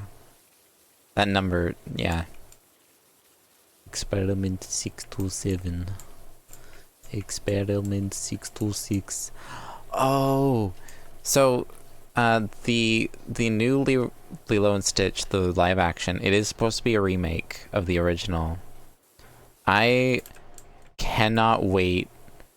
They better do the scene of Stitch and oh, what's the scientist's name again? Nantu or something like that. The scene like where Stitch sticks the carrot into his blaster and then it's about to explode and they keep passing it back and forth. Jumba, that's the one. Thank you.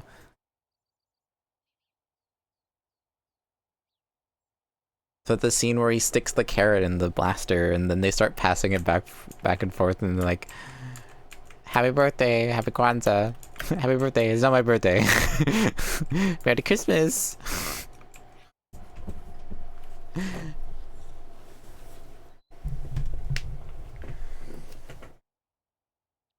Or Blue Punch Buggy, Blue Punch Buggy.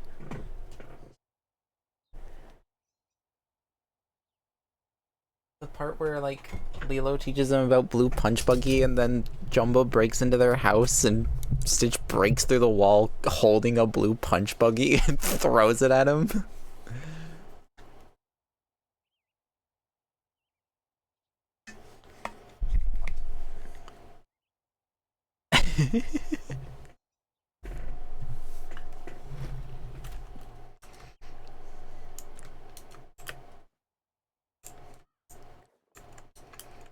Oh my word. The more I think about that movie now, the more I'm so excited for the live action. I was talking about it with my dad, and for sure, like, we're not gonna really know or like have much of an opinion on the live action until we see the casting. The casting is probably gonna like make or break the movie for a lot of people.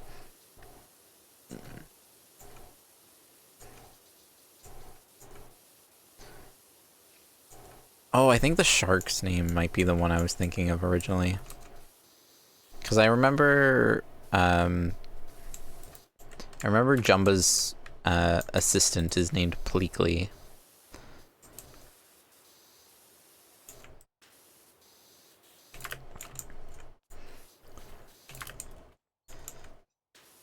the true gender neutral character.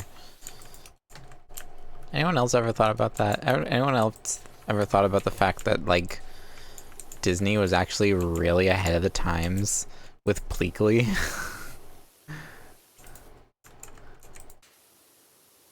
Who would just, like, casually dress up as, like, a female or a guy, and, like, no one would think anything of it. Pleakley was, like, OG, like, gender neutral or, like, gender fluid character.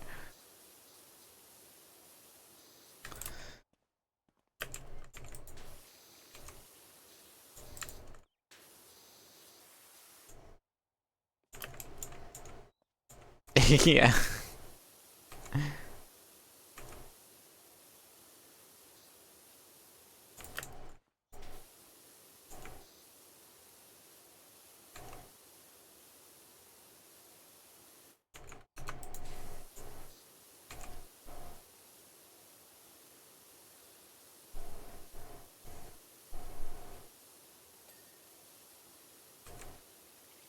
Would you like evil mom number 1, evil mom number 2, evil mom number 3, or evil mom number 4?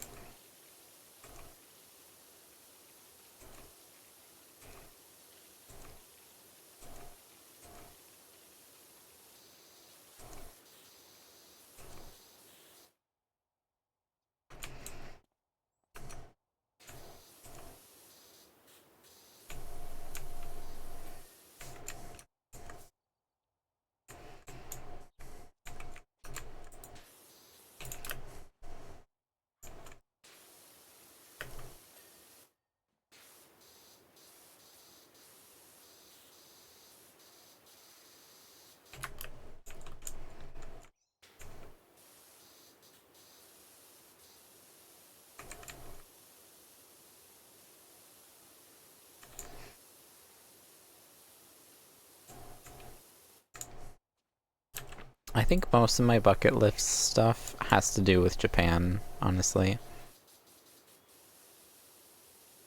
Like, a lot of my bucket list is, like, I want to go to this place in Japan, I want to go to this place in Japan, I want to go to this place in Japan. I want to do this in Japan.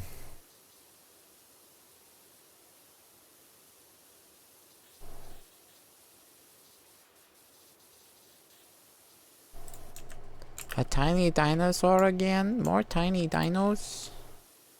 Let's go.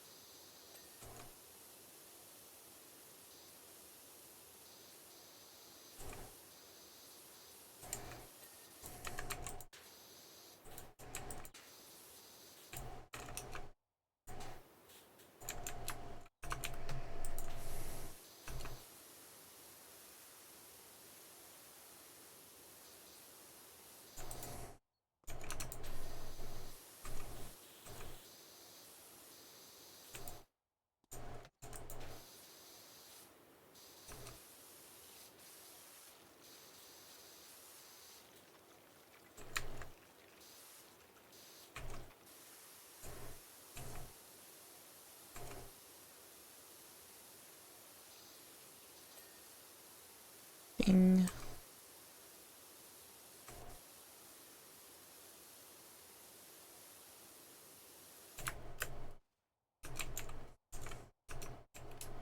Where's all the dirt? Where's all the dirt? Get out of here. What are you doing in my basement? Get out of here.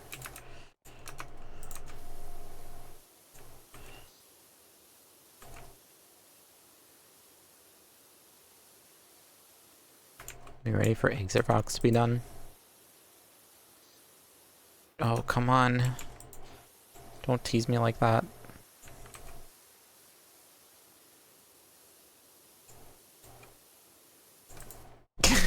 Cranes?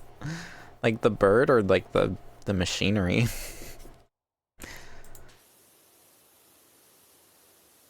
One, yes, I agree. The other, I've never heard one before. The birds who are operating the machinery. Surprise, it was both. Oh, there it is. There's the exit rocks. I want to get this railing before it's like...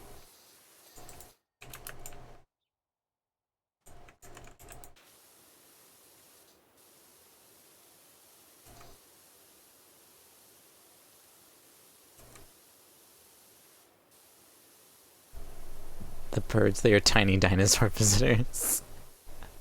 I've never heard a crane before. I don't think I've ever seen a crane. Well, I might have seen a crane before, but I definitely don't remember.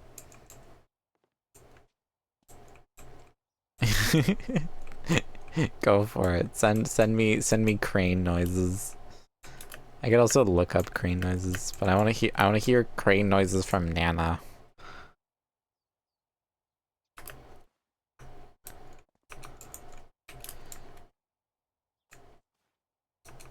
Let me share in your noises of crane. Battlement wall. Oh no, there's a spot somewhere on that.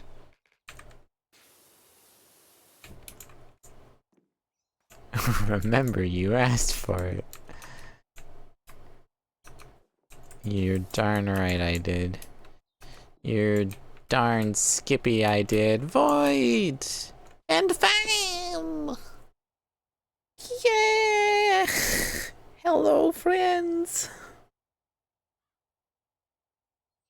Hello, welcome. How are we all doing today?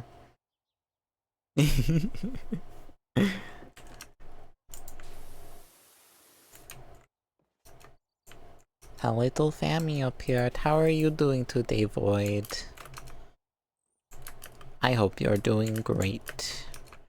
And if you're not doing great, I hope you're at least doing okay.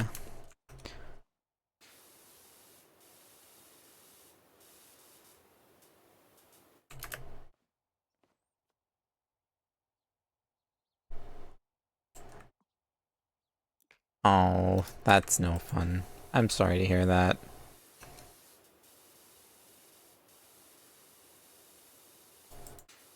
You should report. Report. Do not tolerate it. Report them. Get them destroyed.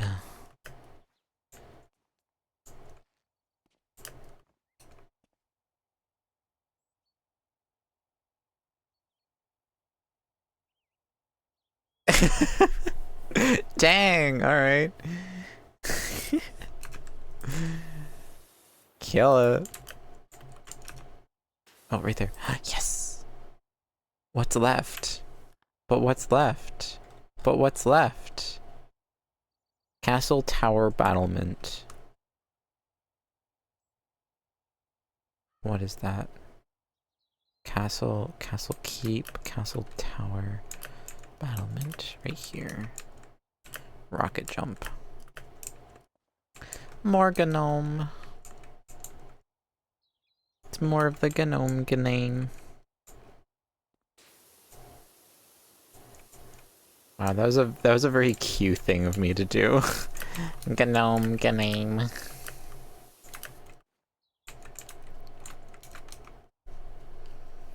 Q and I are the same person.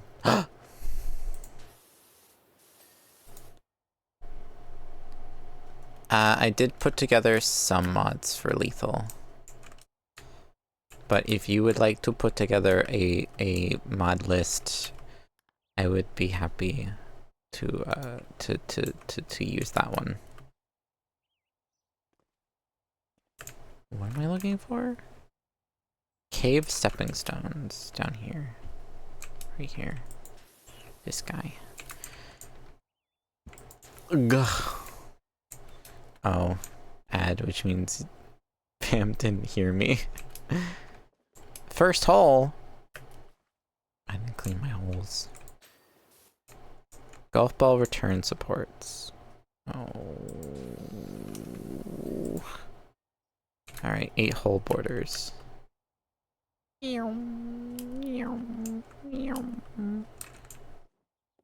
This one. 8 hole border. This guy. This guy. This guy. Get him good. Get it clean. Yeah! Welcome back from ads. If you would like to put together a list of mods, a mod list, if you will, I would, yes, I would be happy to use that one.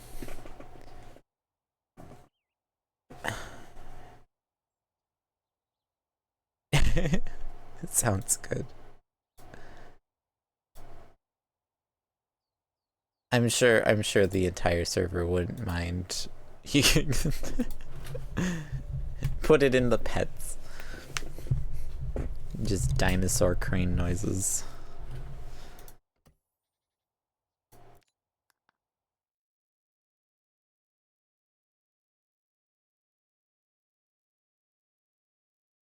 You did say mods instead of ads. Was that intentional?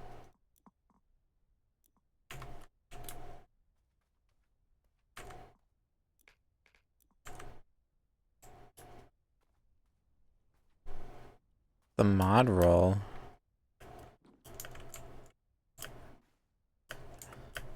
I don't remember saying anything about mod roles to anyone.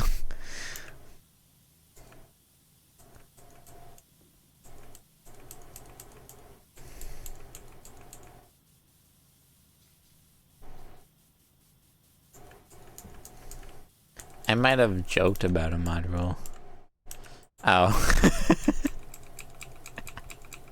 Well, at least you're a nice gaslighter who just says it once and then's like, I'm just kidding.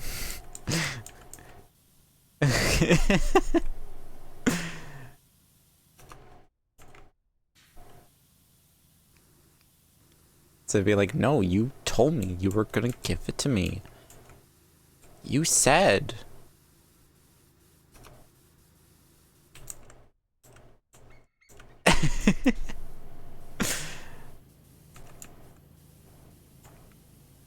Doing a little trolling. Yeah, we're also playing content warnings, so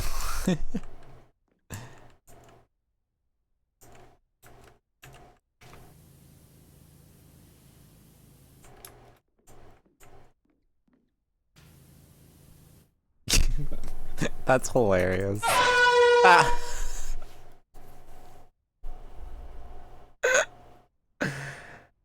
That actually scared me. I think that's the first time I actually got scared by that air horn. It's so loud compared to everything else right now.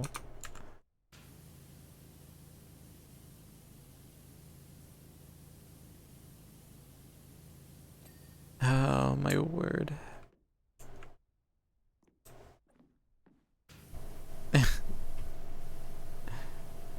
Yeah, whatever, you can keep the mod. It's cool.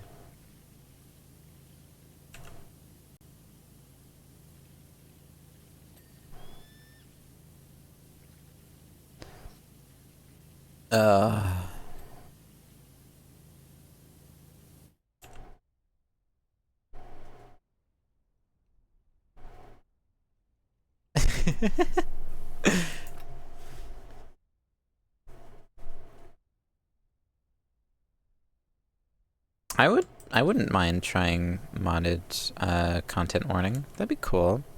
I'm not sure what there is for content warning mods. I would imagine just more monsters and stuff. Like probably more customization. If you are interested in looking at mods for content warning, I wouldn't mind trying out mods later today. We can do modded.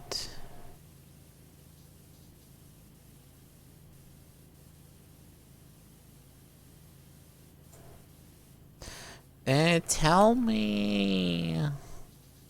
He's here. It's my boy. Good morning, boy.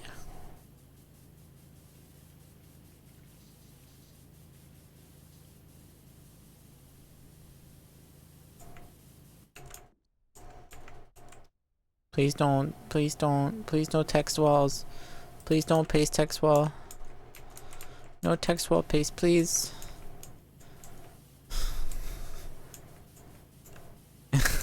There's an actual mod in here now. Don't do it.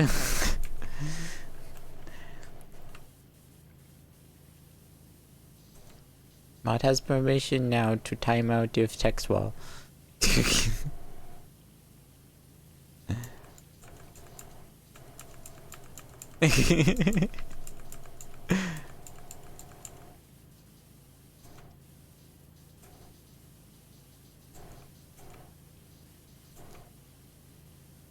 Ugh. You're right though.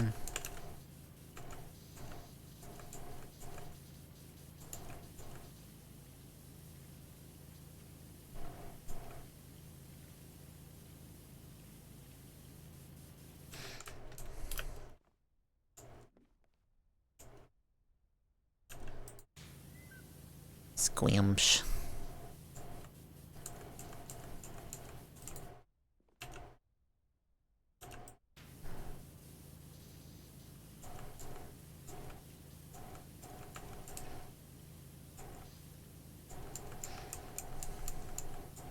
Honestly, wish I was shorter.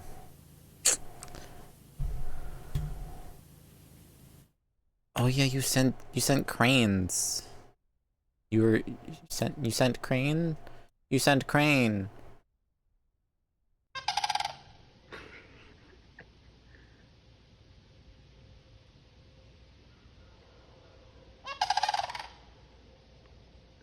Whoa.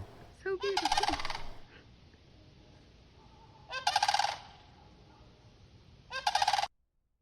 They sound so cool.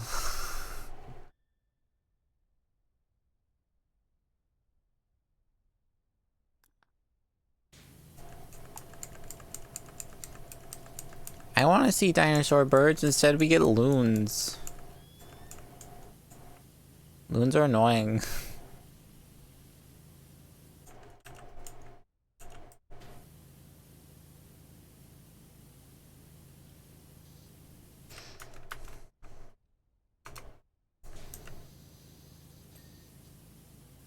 That exceeds all expectations of possible stature, measuring a majesty total of one atom.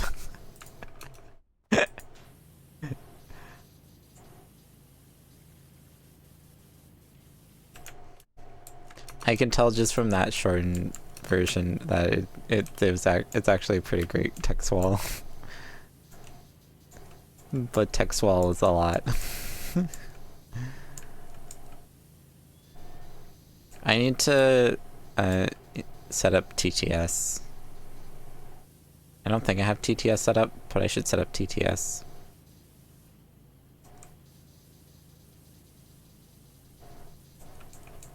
Fam, how about we trade? I'll give you some of my height.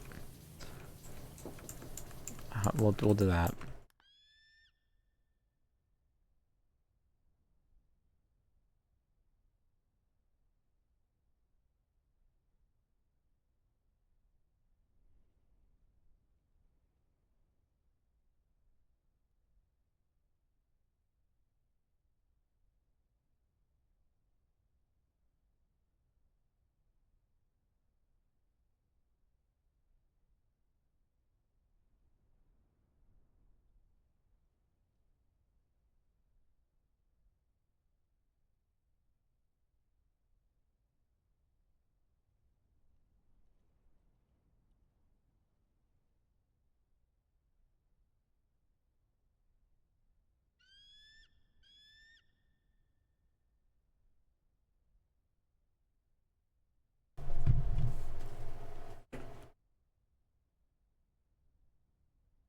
Yeah, talk about crazy noises. Shoe bells. So cool.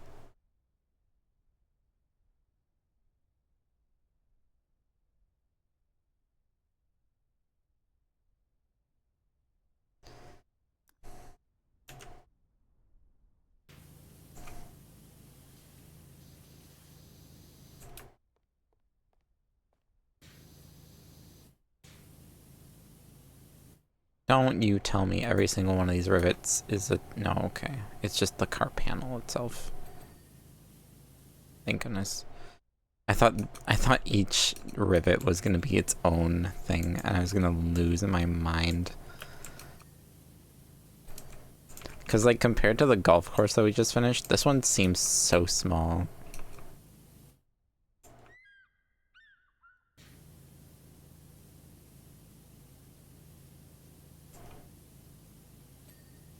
But it's very detailed, so that's gonna make it harder.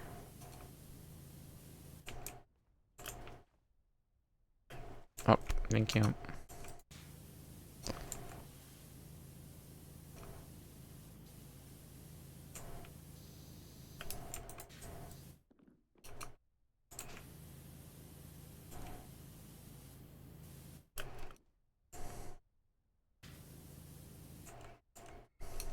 Emotional damage.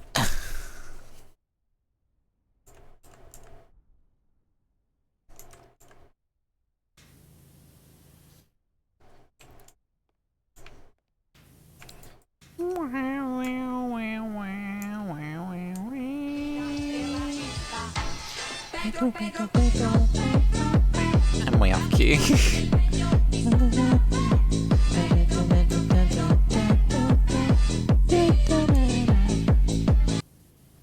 Oh my god, it's corn.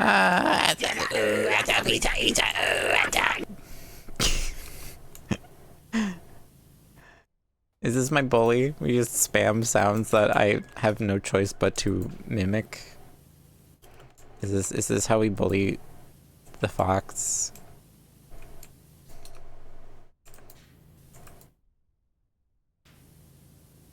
Ah!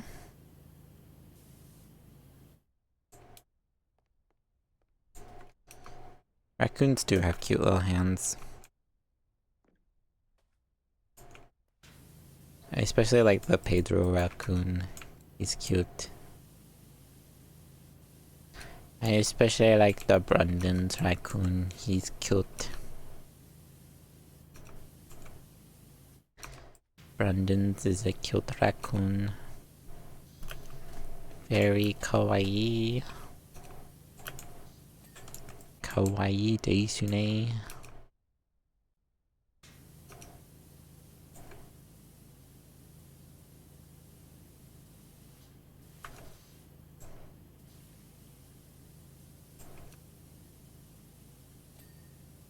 Okay, I got it somehow.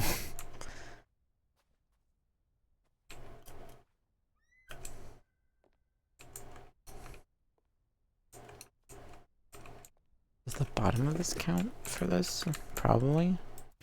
Yes.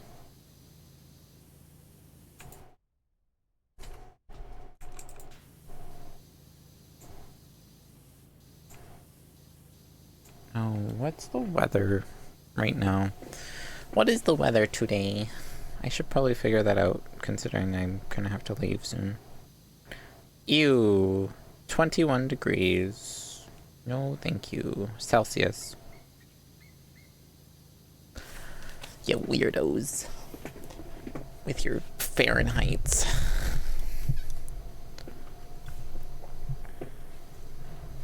I'm gonna make everyone mad, and I'm gonna start using Kelvin.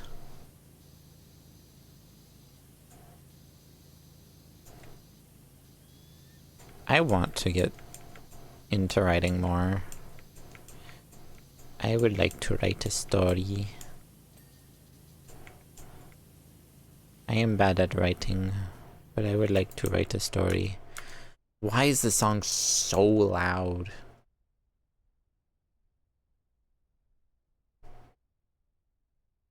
Well, it's the synthwave that I asked for. But it's so obnoxious.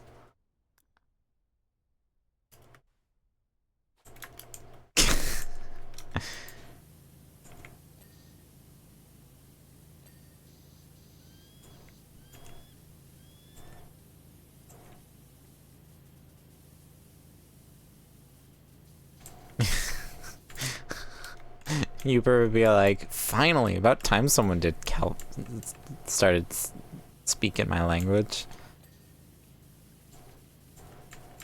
Tired of this Celsius and Fahrenheit nonsense. Give me Kelvin any day.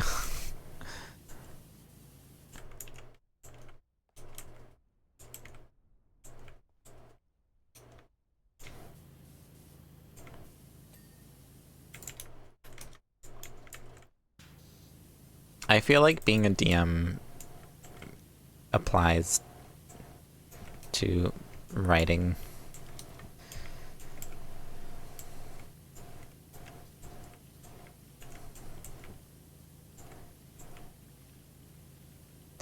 Ooh, psychological horror is like my favorite. Psychological horror is the bomb.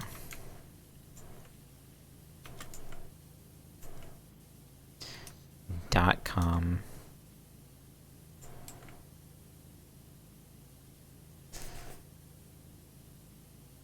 Yay!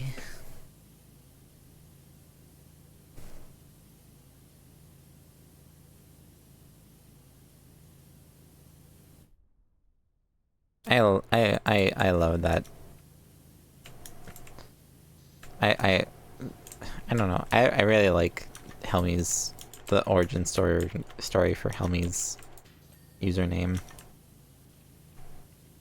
I don't know what it is about it, but I love it.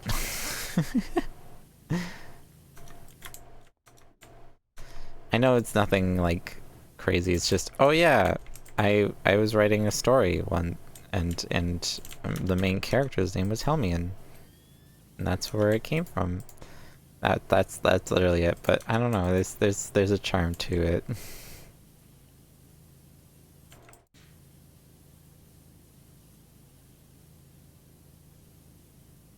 Yeah.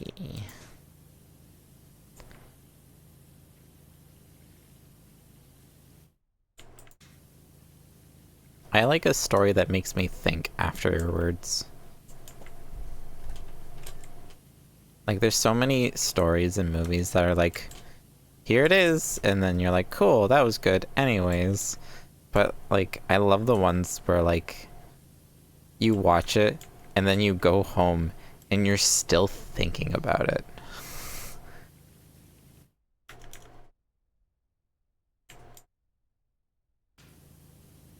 No, it's just, there's a lot.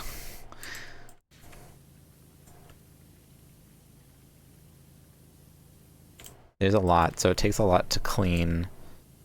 You have to clean a lot of it in order for it to count towards the percentage.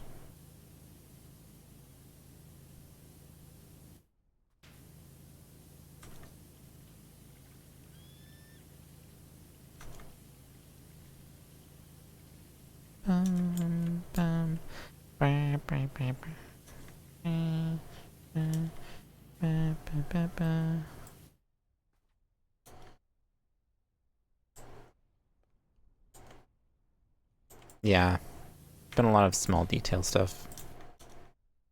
Because if I go over here and just go... Now it starts climbing. Look at that. Look at that.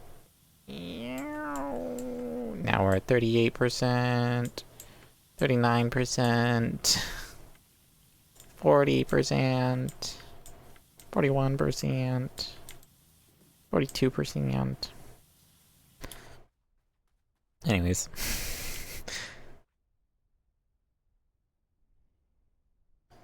Welcome to the Internet is a pretty good song. I'm not crazy on Bo Burnham. Bo Burnham has talent, for sure. But it's very much not me music. I have a coworker that plays Bo Burnham, or used to play a lot of Bo Burnham at work. So like I've listened to a good amount of his music. Welcome to the Internet at least like 2 or 3 times. It's alright. It's not me though. I'm not huge into dark humor. I'll use dark humor every now and then, but I don't know. I'm not terribly huge into it. Helmy can detest.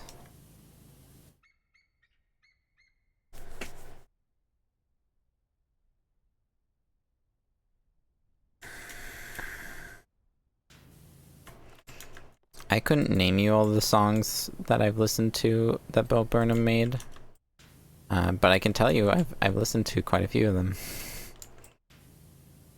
Not by choice, but I've listened to a good amount of them.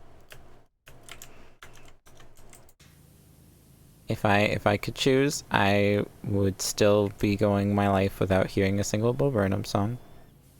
But you know.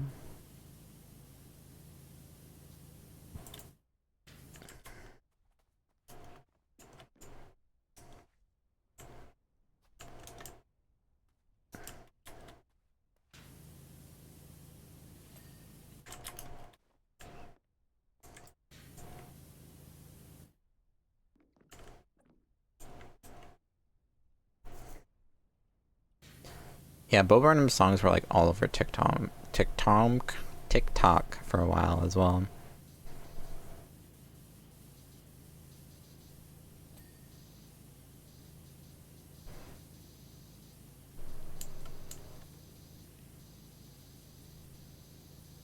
I don't know if I heard All Eyes on Me.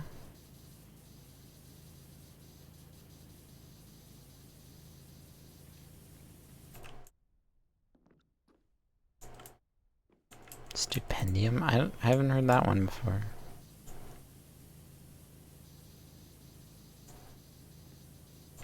My Spotify playlist right now has a lot of I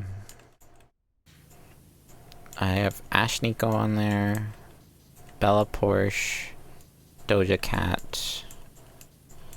That's kind of my vibe as of late for music, which is you probably find is some people will find weird considering how laid back and chill all my streams are.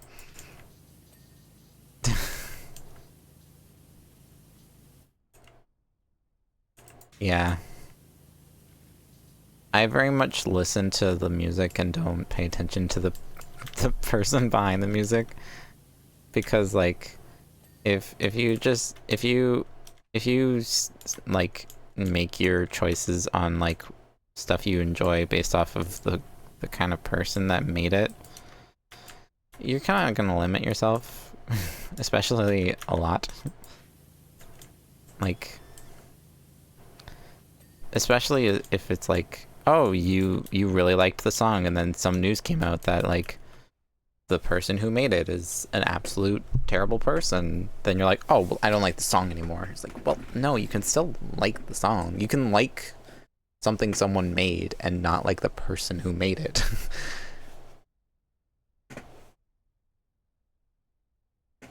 I feel like I've listened to a Megan Thee Stallion song.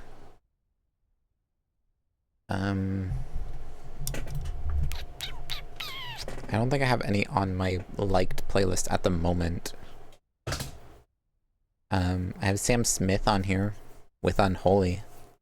That's a good song. I really like that song.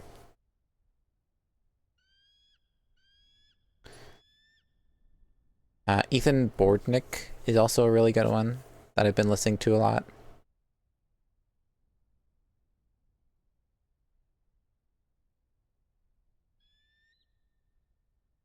Yeah, the first song that I added to my playlist with Doja Cat was the one that she did with SZA.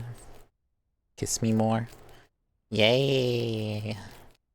I think I only have like 2 Doja Cat songs. I have 2 Bella Porsche songs on here.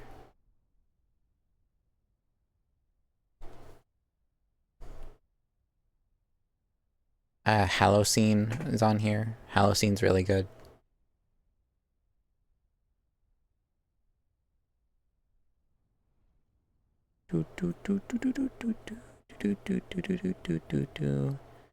A lot of my music on Spotify I just know it by each of the songs. I don't really know the what bands I'm listening to.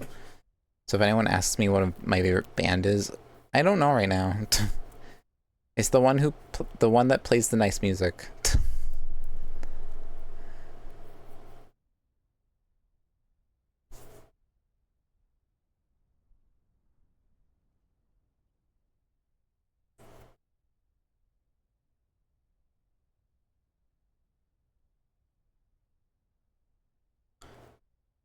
Songs that have a decently good meaning and some decent old songs, such as Another One Bites the Dust. Yeah, Queen's got good stuff.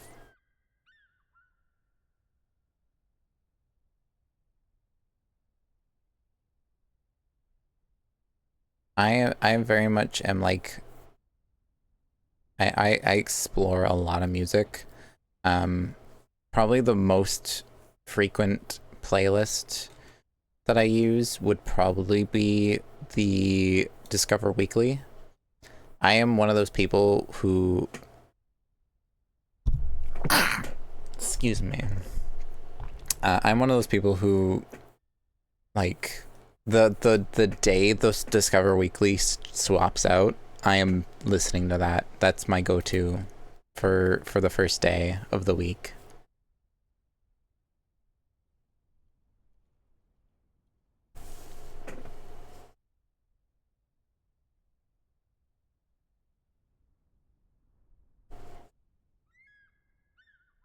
Sounds like it's from the early 2000s or 2010s.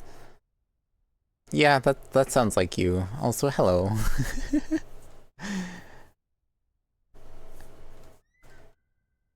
I mean, NSP kind of fits that vibe.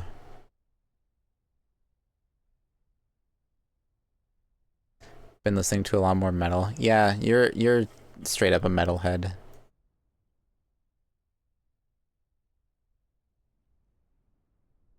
Left 4 Dead. Dude, I love that game.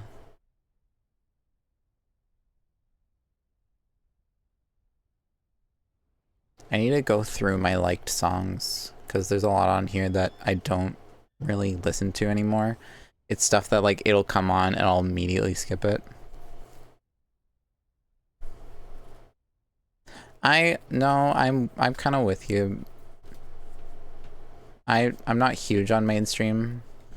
A lot of like the mainstream songs I listen to different covers of the mainstream songs. Like if I find a song that I really like, but I don't like, I'm not huge on like the vibe of it, I'll see if someone did a cover of it.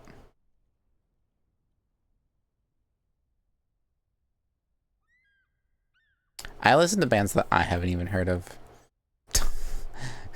Because like I said, I literally just go through Discover Weekly, and then when I'm done through Discover Weekly, Spotify added a new thing called Smart Shuffle, where it mixes in recommendations with your playlist.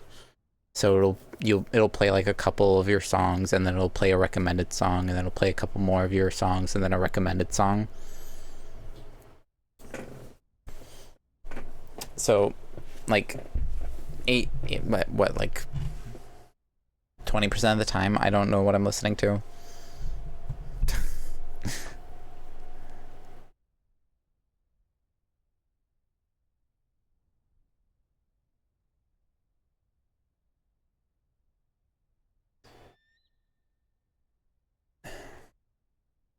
Yeah, no, that was me as a kid. I was very much video game OSTs and like Disney songs and stuff. I really like old tavern music style stuff. It's ad break time. You know what that means. We get to talk about all this silly things. And talk about the crazy things that no one will believe I said.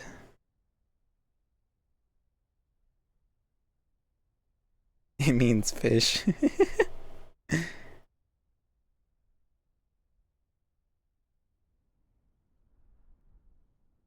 Hey chat, don't tell the people who Don't tell the people who watch the ads, but they're still really cool even though they have to watch the ads. Don't tell the people who watch the ads, but like that they're still really cool and I still love and appreciate them all equally. Helmy knows.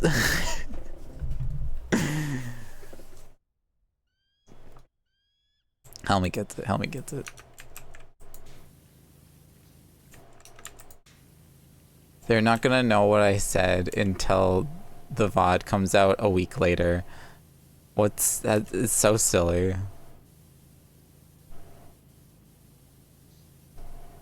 Well, Void, you're not in ads, so you're good. You're not a nerd.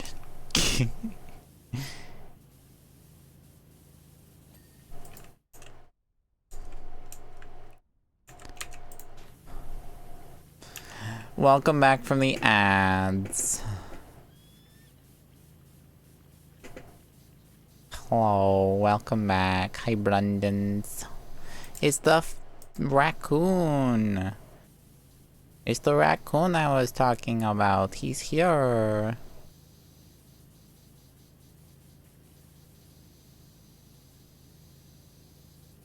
Me showing love and affection? I'd never.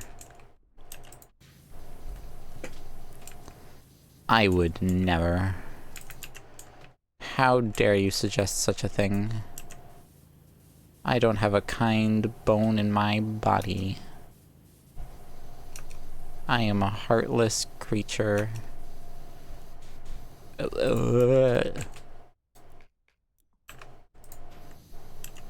I feel nothing.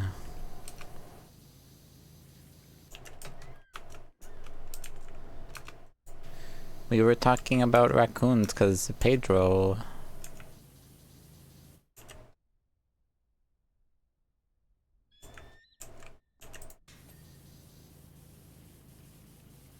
Where's Mr. I Can Play? What about Mr. I Can Play?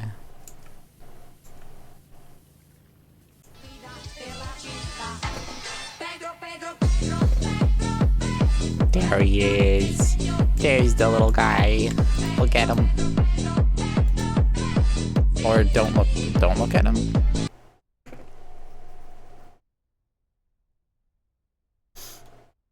I mean, I kind of am.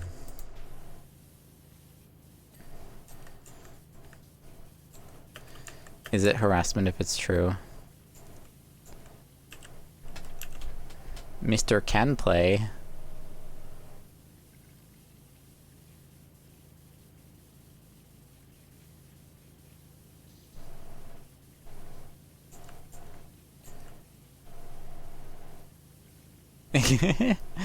I want to get the DLC for this game. I love this game so much. I especially want the Back to the Future DLC. I am going to get Fields of Mysteria. It's a very cool game, and I want a new farm game for me to play when I am tired and don't want to do anything.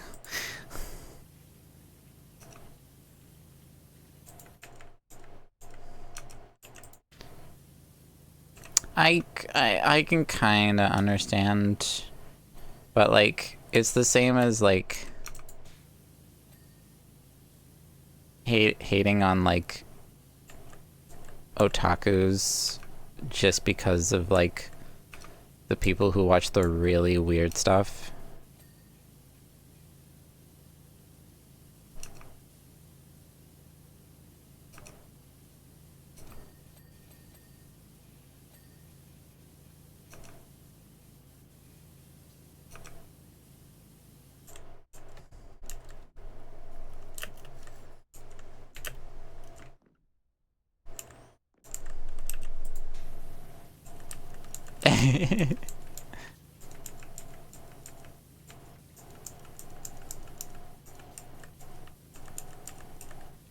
But I actually had some friends that were furries, and they told me about it and like talked about it, and it was they were both very sweet people.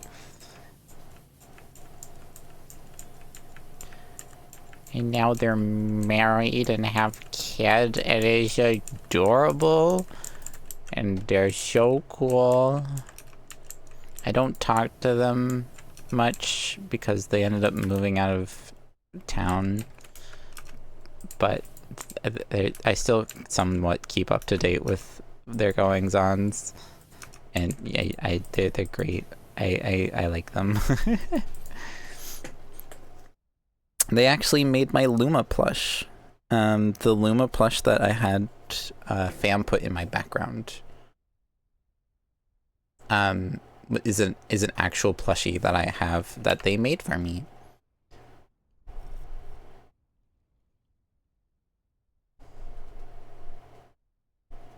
Yeah, exactly.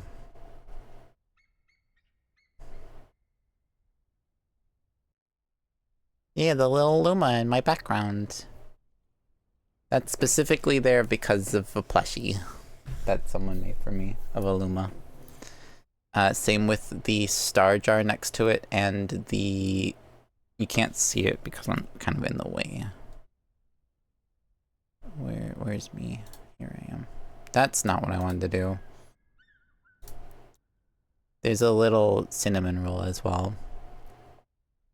The cinnamon roll and the star jar were made, they were made by Pearl for me. I'm not a sentimental creature at all. I don't hold on to useless items for sentimental value, ever. I probably still have, I know for a fact, Pearl, you'll remember, was it with you? Yeah, it was with you and Sparkle. The wooden token from the escape room we did, I still have that kicking around somewheres. I'm pretty sure. I might be wrong, because I know it fell out of my wallet a handful of times. Well, actually, speaking of sentimental, when I had left my first job to go do college, as like a keepsake, one of my coworkers gave me a 20 Hong Kong dollars bill, and I still have that bill in my wallet. I've had it in my wallet. I've gotten so many new wallets over the years, and I still have that in my wallet. Just because I think it's so cool. It's worth like nothing in Canada, but it's so cool. What else do I have? That's garbage. Do I have anything else sentimental in here? More garbage? What is this? Yeah, more garbage. Receipts.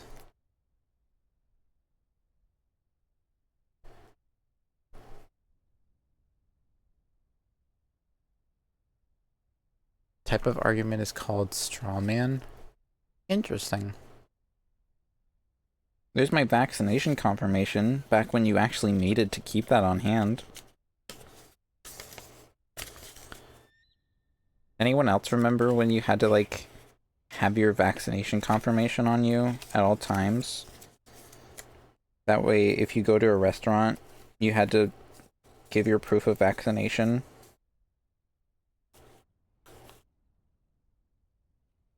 To prove that you were vaccinated, so that they would let you in. Anyone else remember that?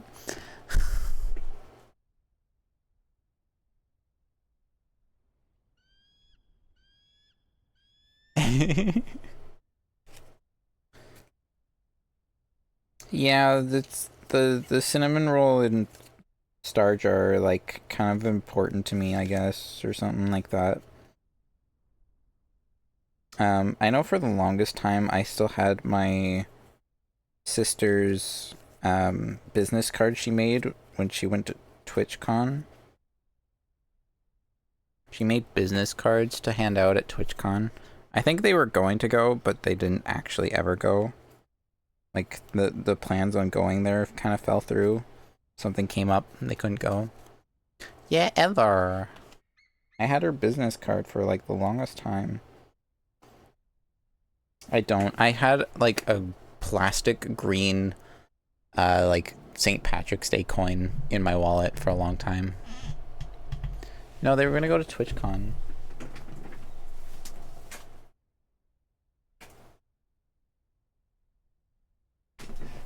They were gonna go to TwitchCon, hence why she got a bunch of business cards made so she could hand them out.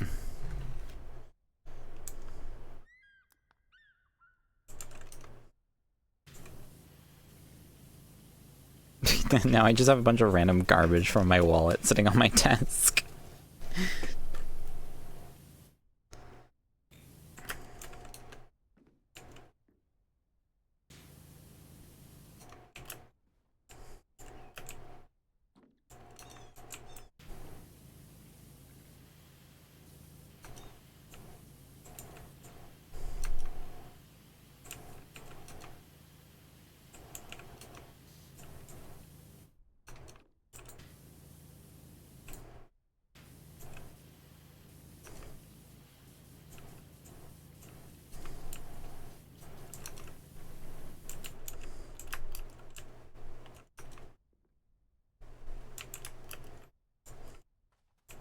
There's so many tiny little bits and pieces of this train. It's gonna be a nightmare.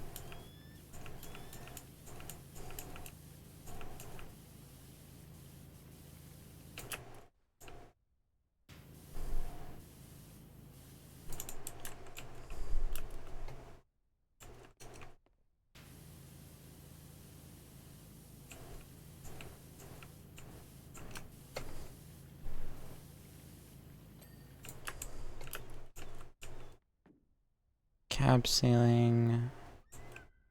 Oh, furnace pipe.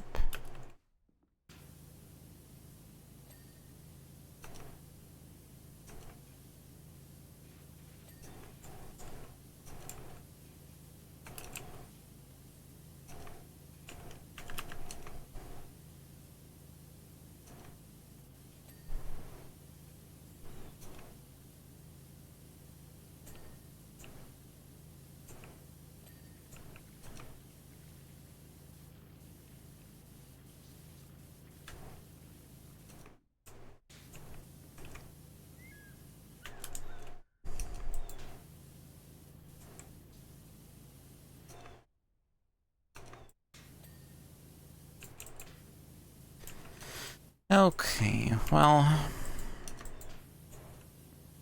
I think I should probably head out and get ready for my eventful day.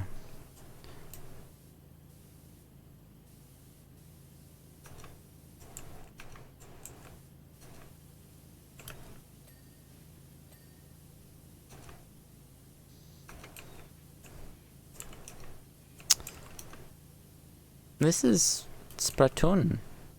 It's Splatoon music. I think. No, this isn't Splatoon. What is this music? Quit. What? Oh, it's Terrytown from Breath of the Wild. That's what it is. Why did it do that to chat? That was so weird. Okay, well, I'm gonna head out. Thank you for joining, everyone. I really appreciate it. It was nice to get to see everyone for a bit. But I'm gonna go for now. I'll probably have another stream later this evening. Yeah, I'm gonna go see a play. I'm excited. I get to see a musical. A musical. That's a Something Rotten reference for y'all there. Da da da da da da da da da da. Da da da da da da da da da. Okay. Thank y'all for joining. I really appreciate it. I appreciate y'all hanging out and joining me for the morning. I hope you'll have a wonderful remainder of your mornings. I'll talk to some of y'all later. And like I said, might be doing a stream later this evening, so keep an eye out for that. But yeah. Other than that, next stream will be on Tuesday, right? Yep, Tuesday. Cool. Alright, thank you. See you all later. Bye-bye. Tuesday, isn't it? I can't find my end screen. Where is it? I gotta clean up my scenes. Bye.